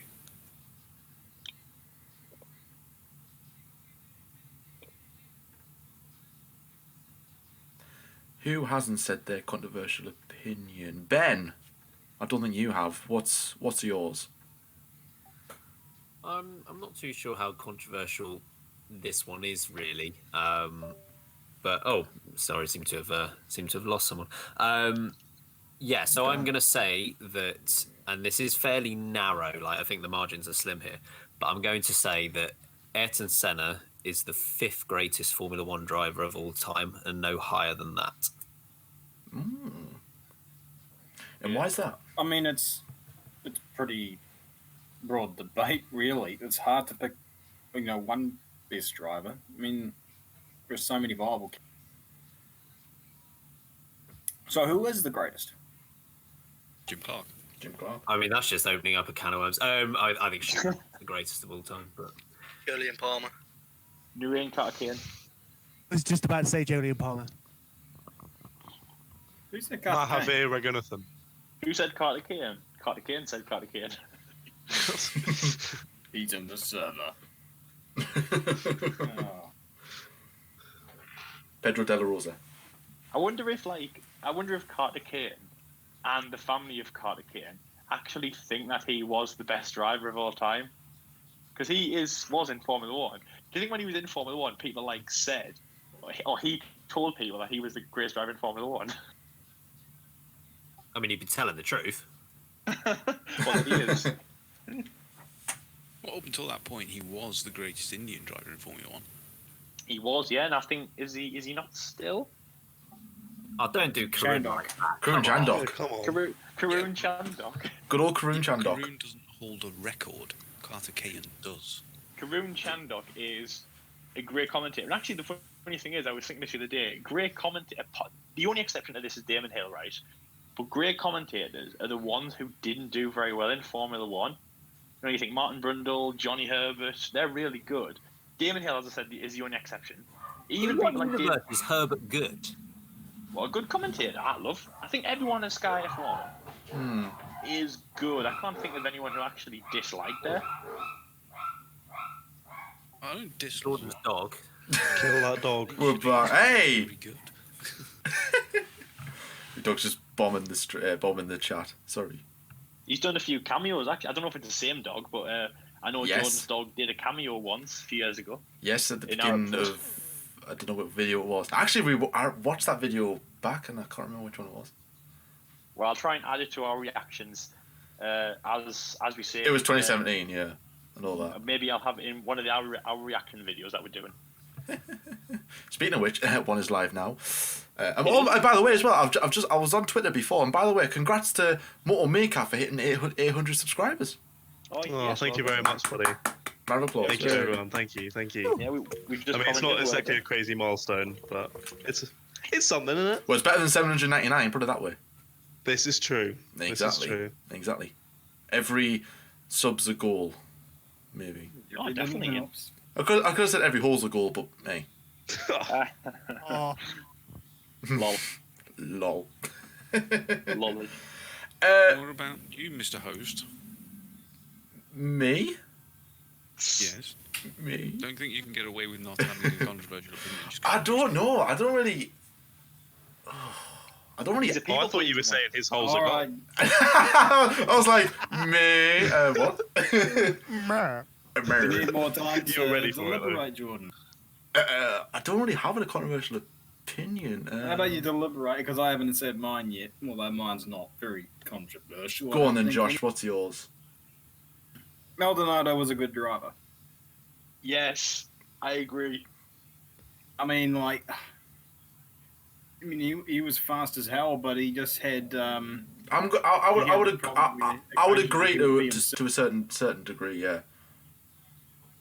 He was fast. I mean, Not he good. was fast as hell, but the problem is that sometimes the switch flipped, and he would just go off in an absolute tangent and just be himself, which was pretty unhealthy. I He think just made absolutely stupid decisions sometimes. Like, I'm guessing you guys watched the that Bahrain replay where he flipped Gutierrez. Yeah. Like, what did he even see? Like, how could he have seen a gap there? the one thing that always I think gets me honestly, right. Stein said the same problem with Stroll a couple of years ago. Yeah. Where it was just like, what are you doing? There's a disappearing wedge. If you drive into it, you're going to, die. Just no point going down there. Just sit behind. The one thing that always gets me about Maldonado, right, out of all of his crashes and stuff, was the one in Valencia 2012 when he hit Lewis, where he went I think they were battling. He went on the outside. Lewis took the line, but Maldonado went straight into the corner when he was away from the corner and went into it and hit Lewis. And I've watched that about 1,000 times, going what were you thinking there? Like Spain 2012 was a brilliant drive for Maldonado, and that showed what he could do. And to be fair, that Williams car was good. It just sometimes it lacked the reliability, and then the Maldonado binning it in Australia. It's like they could have got more points than what they got. Can I say one thing about Maldonado? Which No, you can't. Shut up. Seems No, I'm kidding. everyone seems. Thank you, John. Everyone seems to forget, right, or not mention. Because Maldonado, yes, a crash kid. We have that on our Christmas award. Yes, he's a stupid guy. He gets the penalty speeding in the pit lane when speeding in the pit lane. But listen to this, right? He is the reigning Williams. So the last win for Williams was Juan Pablo Montoya in 2004. Then 8 years later, he comes along, wins the race, and that still has not been matched. Even in 2013 and 2014 and even 2015, when Bottas and Massa had quite a good Williams car, that's never been beaten. So Maldonado would. And again, just when I was saying there, it's the other point about people winning kind of on their own steam. To me, and I was saying this to Jordan the other day, obviously apart from Lewis getting disqualified from quali, which I guess wasn't obviously anything to do with Maldonado, So Maldonado got on second place. He deserved second place on the grid, right? I know he got first, but he deserved second place until Lewis got disqualified. And then he won the race, completely deserved of that win.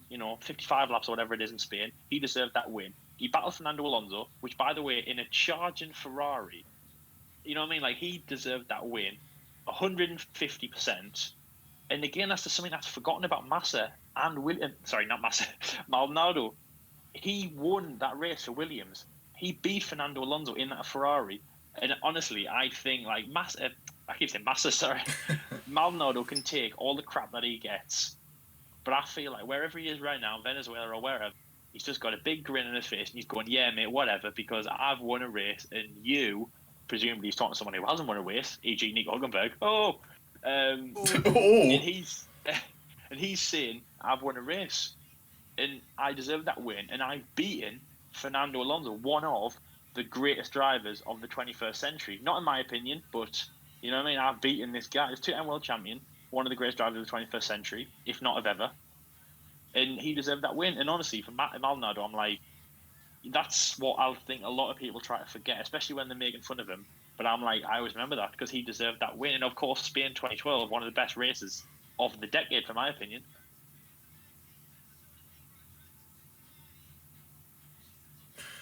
Another thing as well about 2012 is how good Alonso did in that car, in that Ferrari car, because that car was just utter garbage. It was to get Alonso to be in that position where to fight to nearly win the championship. Yeah. It was absolutely. Yeah, I mean, McLaren just mucked it up. McLaren had the best. Is that a controversial opinion? McLaren had the best car in 2012. To be honest, Jordan, I mean, that's the funny thing about 2012. I think that's why we like it so much. None of the kind of the three main top team cars had good cars. It was standout drives from the drivers alone. Sebastian, great year, probably one of the best, if not the greatest year of his career. And yeah, you're right, Alonso. I'm going to say that Alonso, that was the best. I'm going to say that was the best year of his career. I know he didn't win a world championship, but that was an amazing year because I wouldn't say completely. I would say it's his best year. It was definitely his best year in a Ferrari, in my opinion. But I mean, he didn't do much at Ferrari. That's the funny thing. I mean, we know when we went to Italy, he's kind of loved by the Tifosi, but he didn't really do much at Ferrari. But I'd still say, though, even beating the Renault Championship years, I know it sounds weird to say, but I'd still say that 2012 was his best year because he fought that car, which was crap, utter crap. And if you need any reminding of that, just look at Massa. That's how crap the car was.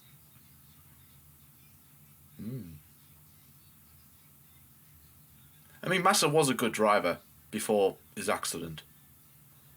Yeah. I think sometimes one of the worst things that happened to him was having Alonso as a teammate. Because he could have won a couple of races, and obviously the most famous one is Germany 2010. He could have won that, and he didn't, because it was Alonso who wanted the position. I'm quicker than Felipe. Okay, but even though everyone reverts to Fernando is faster than you in Germany, it was actually first said in Australia 2010. Fernando was faster than you, in almost the same kind of context. Yeah, I think. Again, I'm trying to find a controversial opinion, and I can't really think of one off the top of my head. Lewis Hamilton's overrated. There we go. Just boom. That's a hard one to say. I mean, no, I don't agree. No, I don't agree.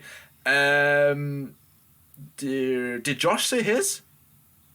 Yeah, so Maldonado was a that's what we were talking about. Yeah, we just got massive. And just quickly, I'd actually hold him. Like, remember Andrea De Cesaris, the guy that was sort of famed for ramming any teammates of De Cesaris were afraid of him even when he was stationary because they come for a pit stop, so they always looked in the rearview mirror to make sure he didn't ram him from behind. But he was a decent bloody driver. De Cesaris, people would say, "Oh, you don't know what you're talking about." Well, he's still got one more pole position than pretty much anybody out there listening. And when he was on it, he was on it. Same deal with Maldonado. There was just this constant disconnect where occasionally he just forget that, if I crash, I die. Yeah. Which was unfortunate. But, yeah, no, come to think of it, have we answered Kirill's question? I think so. I think we've all went. Do we even know what it was? It was actually everyone's most controversial F1 opinion. That was Right, his, okay. that was the question. Okay, like, something like name everyone's most controversial F1 opinion. We'll have lost a couple of people in. If you listen to this like afterwards, we'll have lost a couple of people in the stream. They're just like, mate, no, this is shite. I'm going. But As always. As always, shall I throw in one more question for the chat and then we'll call it a day? Yes, please do. Yeah. It's good to me. Happy days. I'll scroll through Twitter and I'll find a one because we've had a couple more in since we've started recording. I'll try and find a good one. Should the F1 debate be sacked? Oh, absolutely. Well, yes, agree. of course. Here's a one about Ferrari. Let's end on this one. So, User says, I think it's User. I'm gonna go with User. If you listen to this and I've just butchered your name, I apologise. Pretty long one. This he says if Leclerc outscores Vettel again next season, presumably means this season. I think whenever it gets going away, underway. The season is. Whenever the season will be, let's say either 2020 or 2021, depends. Do you think that Vettel will stay at Ferrari, or will he move on to spend more time with his family? For example, Nico Rosberg. If this is the case, who do you think will replace Vettel at Ferrari? So let's say, for instance, let's shorten the question down a bit. Let's say Vettel will leave Ferrari. Let's say Vettel announces he's leaving Ferrari the end of 2020, whenever the season will get going again. Who's gonna replace him at Ferrari? Daniel Ricciardo. Absolutely, Ricardo, my main man. I've got his helmet on my leg, and I love it. Mert. You've nicked his helmet. Absolutely. Yes. Oh, I forgot about that.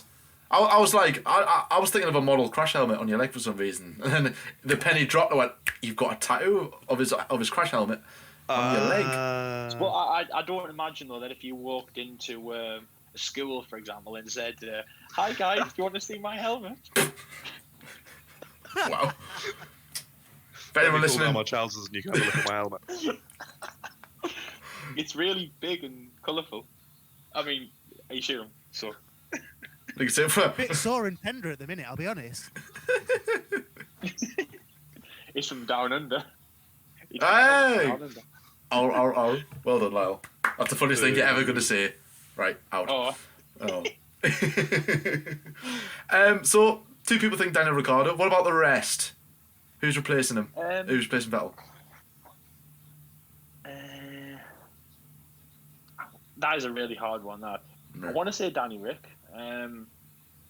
That would be nice for him to. That would be nice to see. Actually, yeah, okay. I'm gonna agree. I'm gonna say Danny Rick as well. We've done a video about that, obviously. Definitely deserves to be in there. Doesn't deserve to be at Renault. And is definitely a better driver than what he is at Renault. Somebody who, firstly, when I think of Danny Rick, is I don't know if it's like an Australian curse, but like the Aussie drivers that we've had in always seem to struggle just in wins and what they want to achieve in F1. I mean, look at Mark Webber, for example. I mean, amazing career. Amazing career, obviously. But he should have won a world championship. He's going to struggle. And obviously, of course, he is in the best position if he goes to Ferrari. And in terms of the current drivers, because Ferrari are not going to take someone like Robert Schwartzman or Mick Schumacher. Mick, obviously, being somebody who everyone wants to see in that Ferrari and definitely big on their pecking order. But they're not going to take someone like that. They're going to take someone off the current grid, at least for now. And the only driver who is good enough to do that is Daniel Ricciardo. It's Daniel Ricciardo or, and this is a massive or, Antonio Giovinazzi. But if they do that, they need to be willing to accept a few years of, like formula feeding them, getting them in that position. At least with Danny Rick, he will jump a bit more into the car and have a bit more of a fight with Charles. So if they're going to go for experience, it'll be Danny Rick. And if they're going to go for like young talent, it's Antonio Giovinazzi. And I don't think that Giovinazzi has a chance of being in that Ferrari seat. I think that the only other viable option for Ferrari would be Carlos Sainz. Yeah, Carlos, that's a good one. But I mean, I'd say he's kind of happier at McLaren, but I guess you could say. But you say that. I was going to say you say that, but if you're at McLaren and Ferrari come knocking, you don't turn it down. Well, if Ferrari are at the back, then you might turn it down, but it gets dependent on salary. You know what I mean? But what I'm trying to say is that you shouldn't really turn down an offer from Ferrari, even if you are doing, let's say, okay at McLaren. And obviously, we know that Carlos Sainz loves Fernando Alonso, and he was like his idol. Yeah, exactly. And Fernando Alonso spent a huge time at Ferrari, so maybe that would also have quite a good draw for him to want to join the team. I think it would be good to see Carlos there. I'm still happy with seeing that. Giovinazzi's not my final answer. I'm going to agree and say Ricciardo, but in terms of Giovinazzi, I think he will be in that seat very, very soon. Mm-hmm.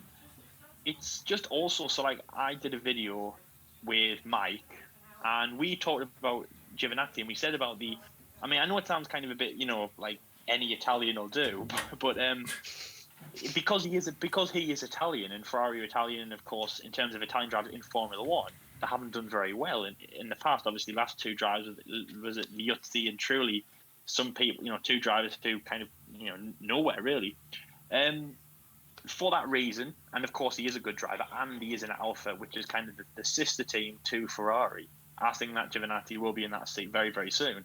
And somebody who, they won't back him like they are Charles. I've already said I think Charles is in that position now. He's going to most likely retire with Ferrari with many wins, many world championships, and will be remembered as a Ferrari legend. But Giovinazzi will be a driver who they will love to have in, mainly because he's Italian, but also because he is a good driver and he drives for Alfa. And of course, he is a Ferrari development driver. So yeah, I think he will be in there. In terms of the pecking order, I think it will go Daniel Ricciardo, then Giovinazzi. So obviously from going like kind of the biggest option to the one that should happen, it'll be like kind of the F2 drivers like Mick and Robert, mainly Mick, to Antonio Giovinazzi. That'll kind of be just the middle of the road. We'll give it a go. But as I say, he won't jump into the car and start winning. And of course, the man who can do that is Daniel Ricciardo. But of course, he is getting on a bit DR. That didn't work. But yeah. So, but of course, to me, it's Giovinazzi or Ricciardo. That's what I'm trying to say. Giovinazzi or Ricciardo. Yeah. Most likely Ricciardo in the next few years.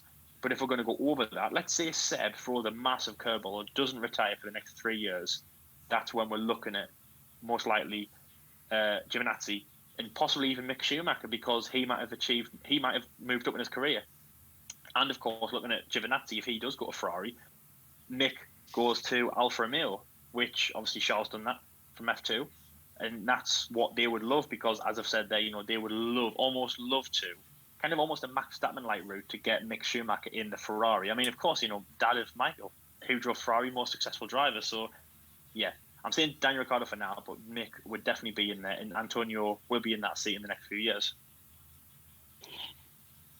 I throw a massive spanner in the works and just say, what about Hamilton?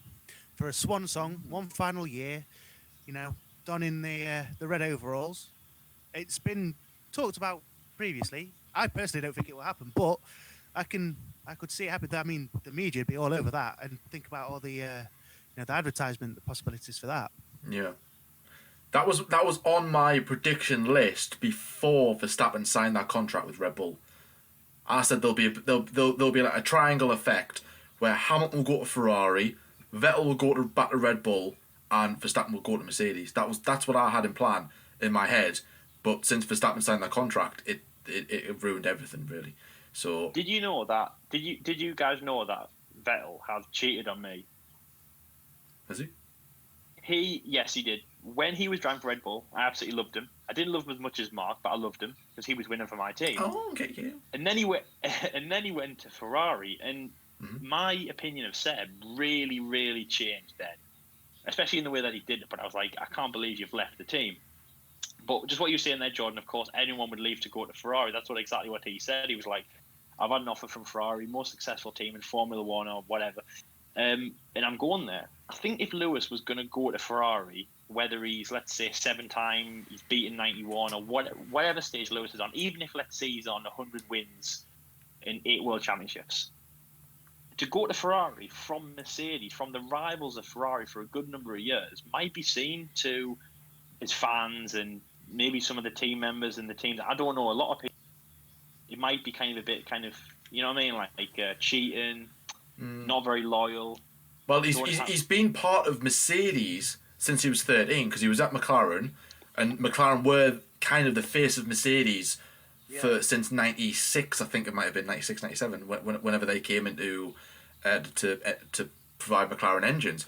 And then he left McLaren to enter Mercedes, and everyone was like, he has changed teams, but he's still part of that Mercedes family. So really, he's gone nowhere different. So for him to go to Ferrari, on just thinking of that is like, like you kind of just. I mean, to be fair, they might understand. To be fair, I really don't know. It's always a tricky one with Ferrari because normally with other teams, I would say if they're gonna replace a driver, they would more than likely look to their academy or the young driver system. But Ferrari rarely do that. They've taken a punt on Charles and it's worked. So maybe that could encourage them to do it again. But I can't see anyone ready to do that. Like, in terms of what you were saying there, Jordan, just quickly, in terms of what you were saying there about Lewis leaving Mercedes, I mean, when Seb left Red Bull, they had to kind of convince themselves, right, okay, Vettel's leaving, let's dump him and let's move on. But the differences with them is they had a massive Red Bull Junior program, something that's now empty. They have massive drivers in the rankings. They had Kvyat, they had, well, obviously mainly Ricciardo. No, that was for Webber, wasn't it? Yeah, sorry, Kvyat replaced Vettel, didn't he? Yeah, so they had Kvyat. But also they had a system of, as I say, many drivers in the ranks. They had Jeb and what's he called, Alguersuari to play with, and something that was known to work. When Ferrari do not have that, so I think Ferrari were a bit different. But I know what you mean. If Hamilton left Mercedes, they would be kind of left more in the dark than when Rosberg left. And actually, just quickly there, do you think that when Rosberg left, he kind of did it like people at Mercedes were stunned and a little bit disheartened? Like, we've given you everything, Nico. We've given you a world championship, and you've just left us like high and dry with no driver to fill our seat. Because remember, when Bottas was signed from Williams, it was seen as a seat filler and someone who didn't deserve to be at Mercedes. And of course, that quickly changed. But at that point, Nico had just kind of left them high and dry. And Hamilton would do that, but just 50 billion times worse. I think if Hamilton does leave Mercedes, I think Russell for me is next in line. Yeah. I mean, people are saying Ocon, no. I think for me, Russell's the way forward. But Jack has just made a really good point in chat there. Do you want to say what you just said in the message, Jack? Yeah, sure. So this is my Illuminati confirmed theory. So with next year, all things being well and good, obviously McLaren and Mercedes have got the engine deal going back. So my theory is Lewis Hamilton moves back to McLaren, which opens up a space, obviously, at Mercedes. So Seb, being German, with a German manufacturer even, goes to McLaren, which leaves that Ferrari seat open for one Carlos Sainz. So that's if that happens now, and you put any money on it, I'm taking 50% of all the profits, right? Get down to Sky Bet. I'm actually gonna. To be fair, that's a really good theory, but I'm gonna pose another question involving that. So, okay, like you said, Lewis goes back to McLaren. I mean, could be, Kimi going to Ferrari and all, and obviously then going back to Alfa Romeo Sauber, going back to the team where it all started. Lewis could do that. It doesn't sound ridiculous, does it? Then Sebastian to Mercedes. So then, if there was a seat available, maybe throw in there George Russell perhaps. But if you want someone with more experience, then Seb would be a good one. But Max Verstappen. So if you're and then put Sainz in the Red Bull, that's if Sainz will give Red Bull the time of day. But hey, will depend on the situation. So therefore, I'll put another question into the chat. If you're Toto Wolff in this instance, if he's still there, because there are rumours that he is leaving, but if he's still there and he's got to make that choice of Seb or Verstappen, who do you choose? And I'm going to start with Ben on this question because he hasn't talked much recently. I feel sorry for him. Sorry, I couldn't understand the question. It was the sound was completely breaking up. I heard that it was Max or Seb, but didn't get much else other than that. Oh yeah, I was saying if you're at Mercedes and Lewis is left the team, and you've got to choose between the two drivers of Sebastian Vettel or Max Verstappen, who do you choose? Max Verstappen out of those two, yeah. I don't think Sebastian Vettel would be a bad appointment at all. Obviously, he's a quality driver, even now after years since his last World Championship. But I think you take Max Verstappen. I know, Ferrari, well, in this situation, Ferrari have sorted their future out in terms of Charles Leclerc. Mercedes perhaps lagging behind in that respect. And I would take Max Verstappen. I think you've got a potential of well over a decade of success with Max Verstappen if you get it right. With Sebastian Vettel, who knows how many more years he wants to do? It's not going to be more than Verstappen, that's for sure. What about you, Lewis? Yeah, I agree. Not necessarily based on the ability or the performance of the two, but just purely longevity. If you go with Max, you've got countless years. But if you go with Seb, you're limiting yourself to a limited period of time where you may or may not have success. What about you, Dan? I mean, the obvious choice would be Grosjean, but he's not one of the options, so... Obviously. I can't believe Grosjean's been in Formula 1 for this long. Like, shouldn't his ship have... Remember in 2012 when he was crashing into everything, and he was the first driver in, 40 years to get a race ban? And thanks, Lyle. Moving on. But Grosjean's been on the podium and Hulkenberg hasn't. So he hasn't been on the podium. No. I didn't say that I don't like Grosjean. He's a great driver. And Grosjean's got the same amount of podiums as Charles, I believe. Thank you, Jordan. Sorry. Right. Really? Wow. Yes, 10 each. Oh my god. He's got 10, yeah. Because Dan was the reason why I know that because Dan was riding on the wave that Grosjean had more podiums than Charles, and then I seen him post something towards the end of the season where it said, "Oh, it's now 10 each." Yeah, the last race of the season as well. Yeah. I did not realise that. Yeah, well, Grosjean's better than people think. But to the question, yeah, I think if Hamilton left, like you, Jordan, I think Russell would be the logical choice. Yeah.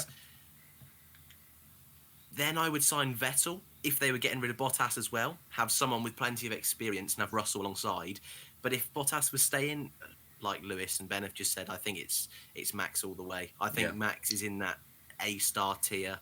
I don't think I'd put Seb in that tier at the moment. Yeah, I would pretty much agree with Dan.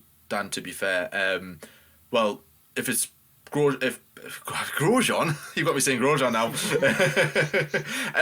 If Bottas is staying there, then I think just what you were saying there before. I think for me, definitely Russell is next. He is going to be next in line, and maybe put him alongside someone like Sebastian Vettel, who has all this experience. Then brilliant.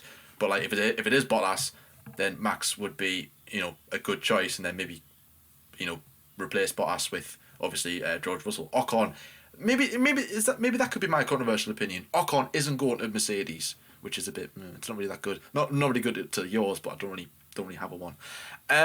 Josh, what would your choice be between the two? Okay, so choice between either Vettel or Verstappen. Yep. I'd ignore both of them and draft Lance Stroll instead. Because of course, absolutely logical choice. Because he's definitely one of the top 20. And we know how much you love Stroll. Just how easy it is to take the piss out of him. I don't hate the guy, but it's just such an easy target.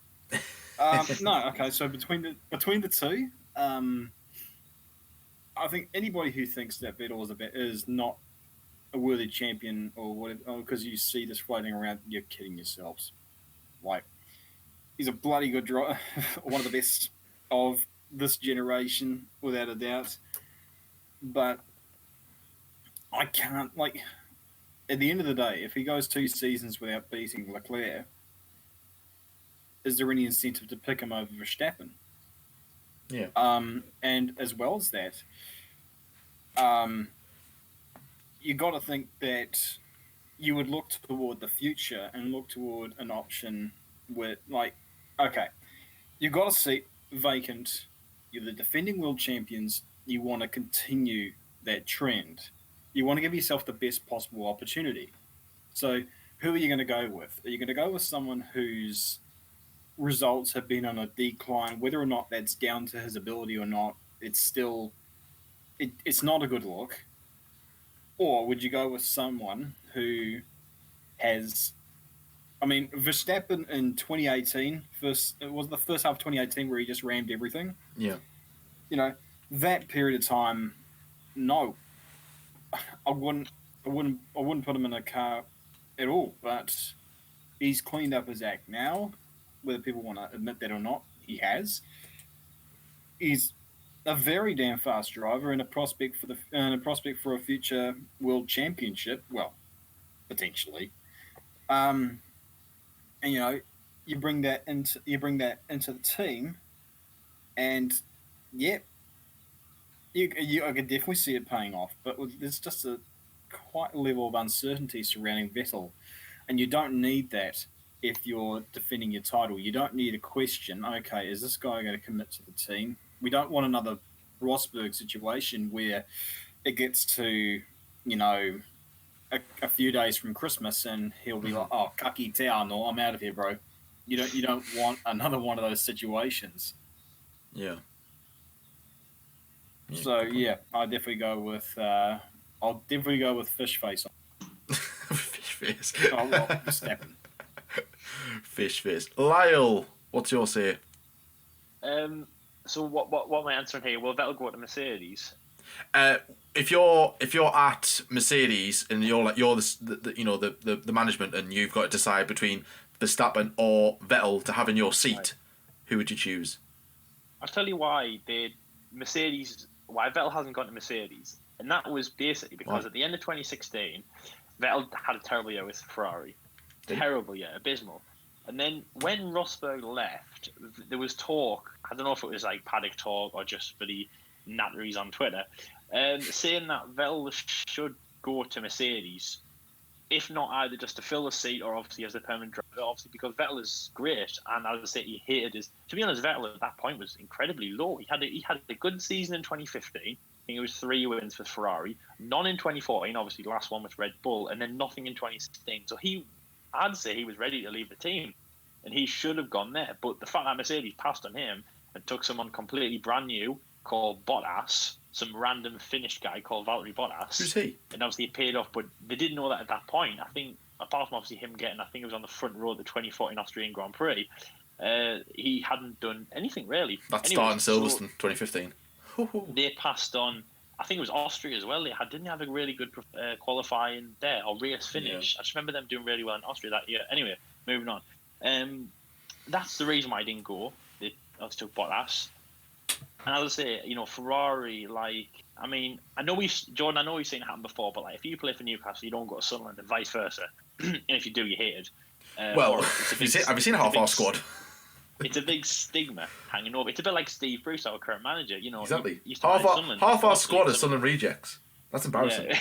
But anyways, you know what I mean, though. So, yeah, I know what you mean.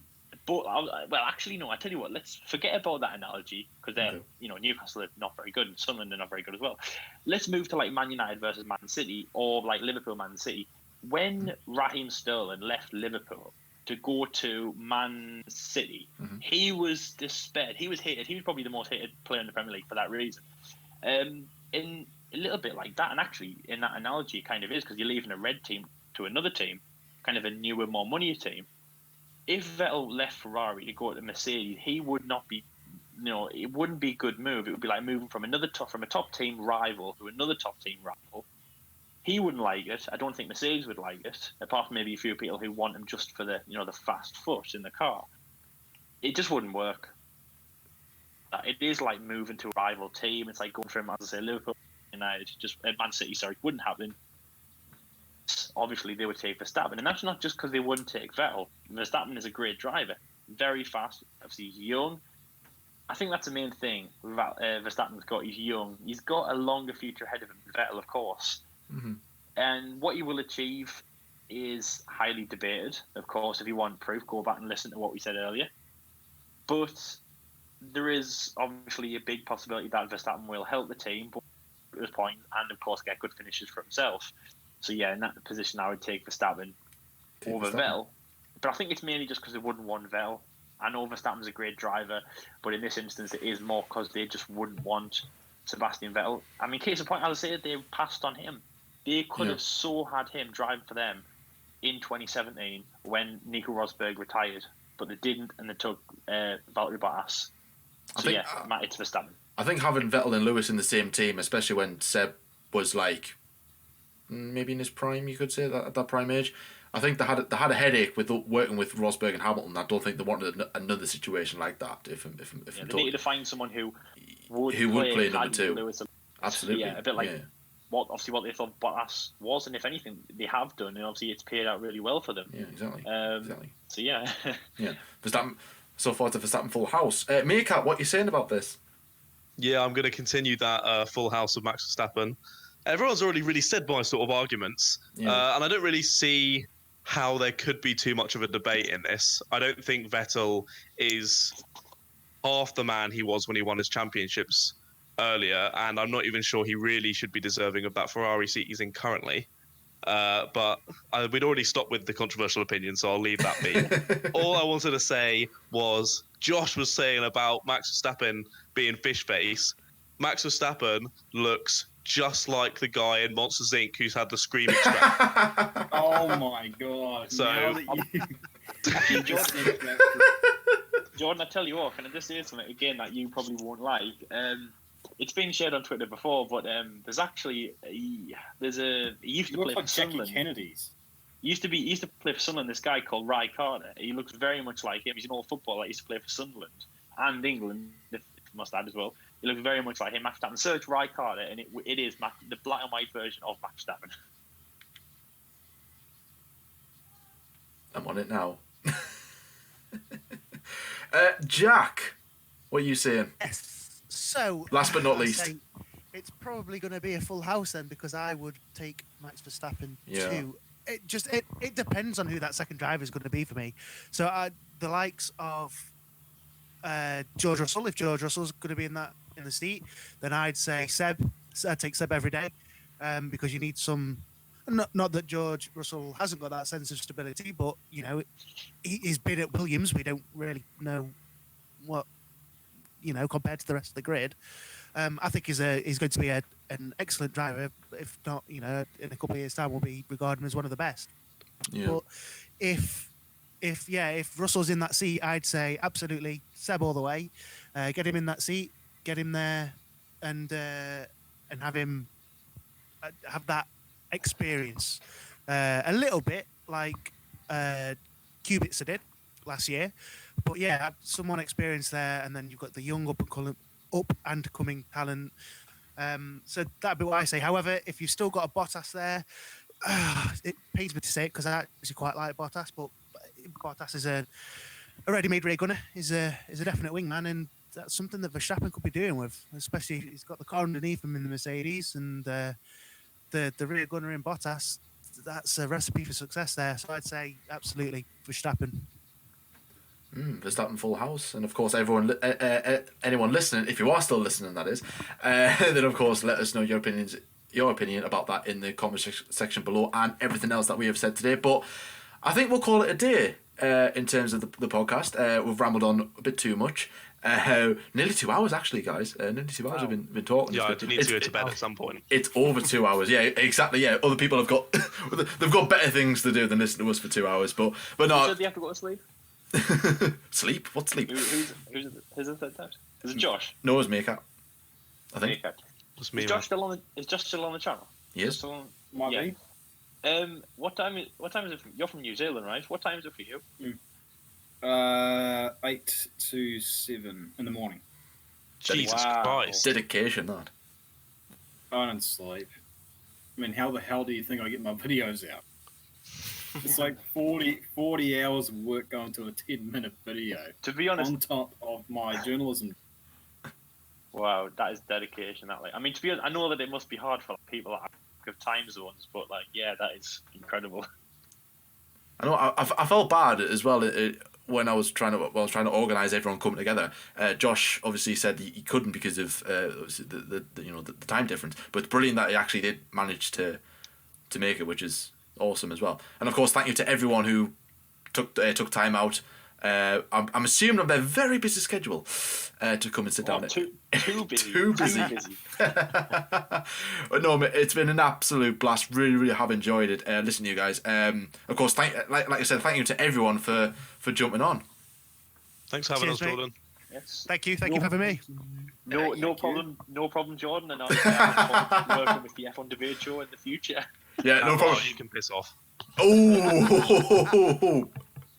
Well, I know who's not working with the F1 Debate Show in the future. Well, actually, we're collabing with Meerkat quite soon, I think. So. To be honest, Yeah, I'll get let in the you know. bin. I'll let you know. I've actually got no idea who's talking right now because, like, it should light up on me thing, but it doesn't on me. So I've got no idea who's talking. My name's Josh Ravel, and I really hate you, Lyle. That wasn't a New Zealand accent, so I believe that's not him. That accent his wasn't name wrong. retarded enough, mate. You need to. I sharpen it up. specifically said it wrong. Don't you worry. I'm from New Zealand. I do quite a good accent, I would say. Jesus Christ. Oh my Shoot god, on you've the just Barbie. offended him. Didn't kind of. That's more Australian, but You Wait, there's a difference? there's, oh, do you hear that, Josh? There's a difference between Australia and New Zealand. Is there really? I'm just like, how many people can I not be friends with on the stream? It's one thing to do a bad Kiwi accent, but it's another thing to do a bad Aussie accent and pass it off to be a Kiwi. Right. I'm done. Just put a photo. I'm done with life. I've just put a photo in the chat, guys. That's Ricard. I meant to send that earlier, but isn't that the spitting image of Max? It does look like him, but also as well, President Kennedy's wife as well, like Josh put in. She looks like Verstappen as well. She actually looked like someone I went to school with in primary school, which is actually quite scary. So if Mrs. Kennedy and Ricard got together and had Max Verstappen. He is. Maybe Jos Verstappen isn't really related to Max, even though if you do look at all the photos of Jos Verstappen, especially like you know how when he gets out of that car after he's burned by the pit crew, he does look like a young Max. They've got the same eyes. Oh, are you looking at eyes now? Well, what about that photo? What about that photo I took in Italy 2017? Max's. Oh, that is incredible. I was literally perving on Max, just zoom my camera right into the Rebel garage, and Verstappen was looking directly at the camera, and it looked like he had a bit of a lazy eye. You want to know something random It's the best about thing lazy ever. eyes? Go on then. Do you know something random about lazy eyes? Yes, you do. Just to end on, and on that bombshell. The actor who played Pennywise in the It movies, Bill Skarsgård, you call him from Sweden. The director for some reason wanted the eyes to like look different, and he said, "Oh, I can do that myself." So then he when he's acting, that's his proper bong eye. I remember going to see the first movie with Jordan in 2017, and we pointed out, we were like, "Oh, look, he's got a bong eye." And I didn't realise that he actually did that on purpose. Who knows why the director wanted that? But like, props off to Bill Skarsgård for doing that bong eye himself. Like that is so class. Probably the best way to end any podcast, in my opinion. Oh, definitely. Pennywise a Clown. Great movies, mate. I'd say 2 is better than 1, but it's still amazing. Oh, we've already done controversial opinions. I mean, that could open a different kind of worms. Everyone was going mad about number 1. Like, oh my god, I'm afraid of clowns. And I'm like, you've got, like, it's based on the book, you know. It's not just, like, your personal opinion on scary clowns in a stupid made-up American movie situation. It's based on a Stephen King book. It will only go one direction. You tell them. I'm tell them. Yeah. Yeah. So I'm the only Stephen American star, yeah? I'm the only Stephen King fan sitting in a movie thinking I know what's going to happen. And I remember when we were watching It Chapter 1, and it said at the end of It Chapter 1, and everyone went, I'm like, you are kidding, right? The movie just about kids. He always brings this up every time. It doesn't answer any questions. And again, if you've read the book, you'll know that was a chapter 2. It. I don't read. Like, oh, you stupid people. Sometimes that bloody the cinema. He's angry. I'm so glad the cinemas are closed right now, because if they weren't, if they weren't, come on. Oh, that was, man. I don't know. I wish. No, to be honest, I wish the cinemas were open. No, there's nothing to do. Nothing to do apart from sit here. I know. Anyways, yeah, we'll wrap it up. Like I said, thank you so much for everyone appearing as well. I'll leave a link to all their channels, Twitters, and all that jazz in the description below. Go and check them out already. We might have to do this again sometime, guys. That's if we're having like scages off. I would say yes. I loved this. Loved every minute of this, man. I look forward Absolutely. to the second episode of the Stephen King podcast. Really enjoyed it. Anyways, guys, thank you so much for watching. Well, actually, listening in this sense, listening and watching whatever you do. Watch what you're doing. Stay safe out there, of course. And we hope we have brought a bit of smile to your. To be fair, what's going on at the moment, it's not exactly anything to get excited about. There's nothing much to do, but hopefully we've created a bit of laughter and joy in your life for the past 2 and a bit hours. But anyways, guys, thank you so much for listening, and until next time, we'll see you all later. See you guys. Bye bye. Dildo.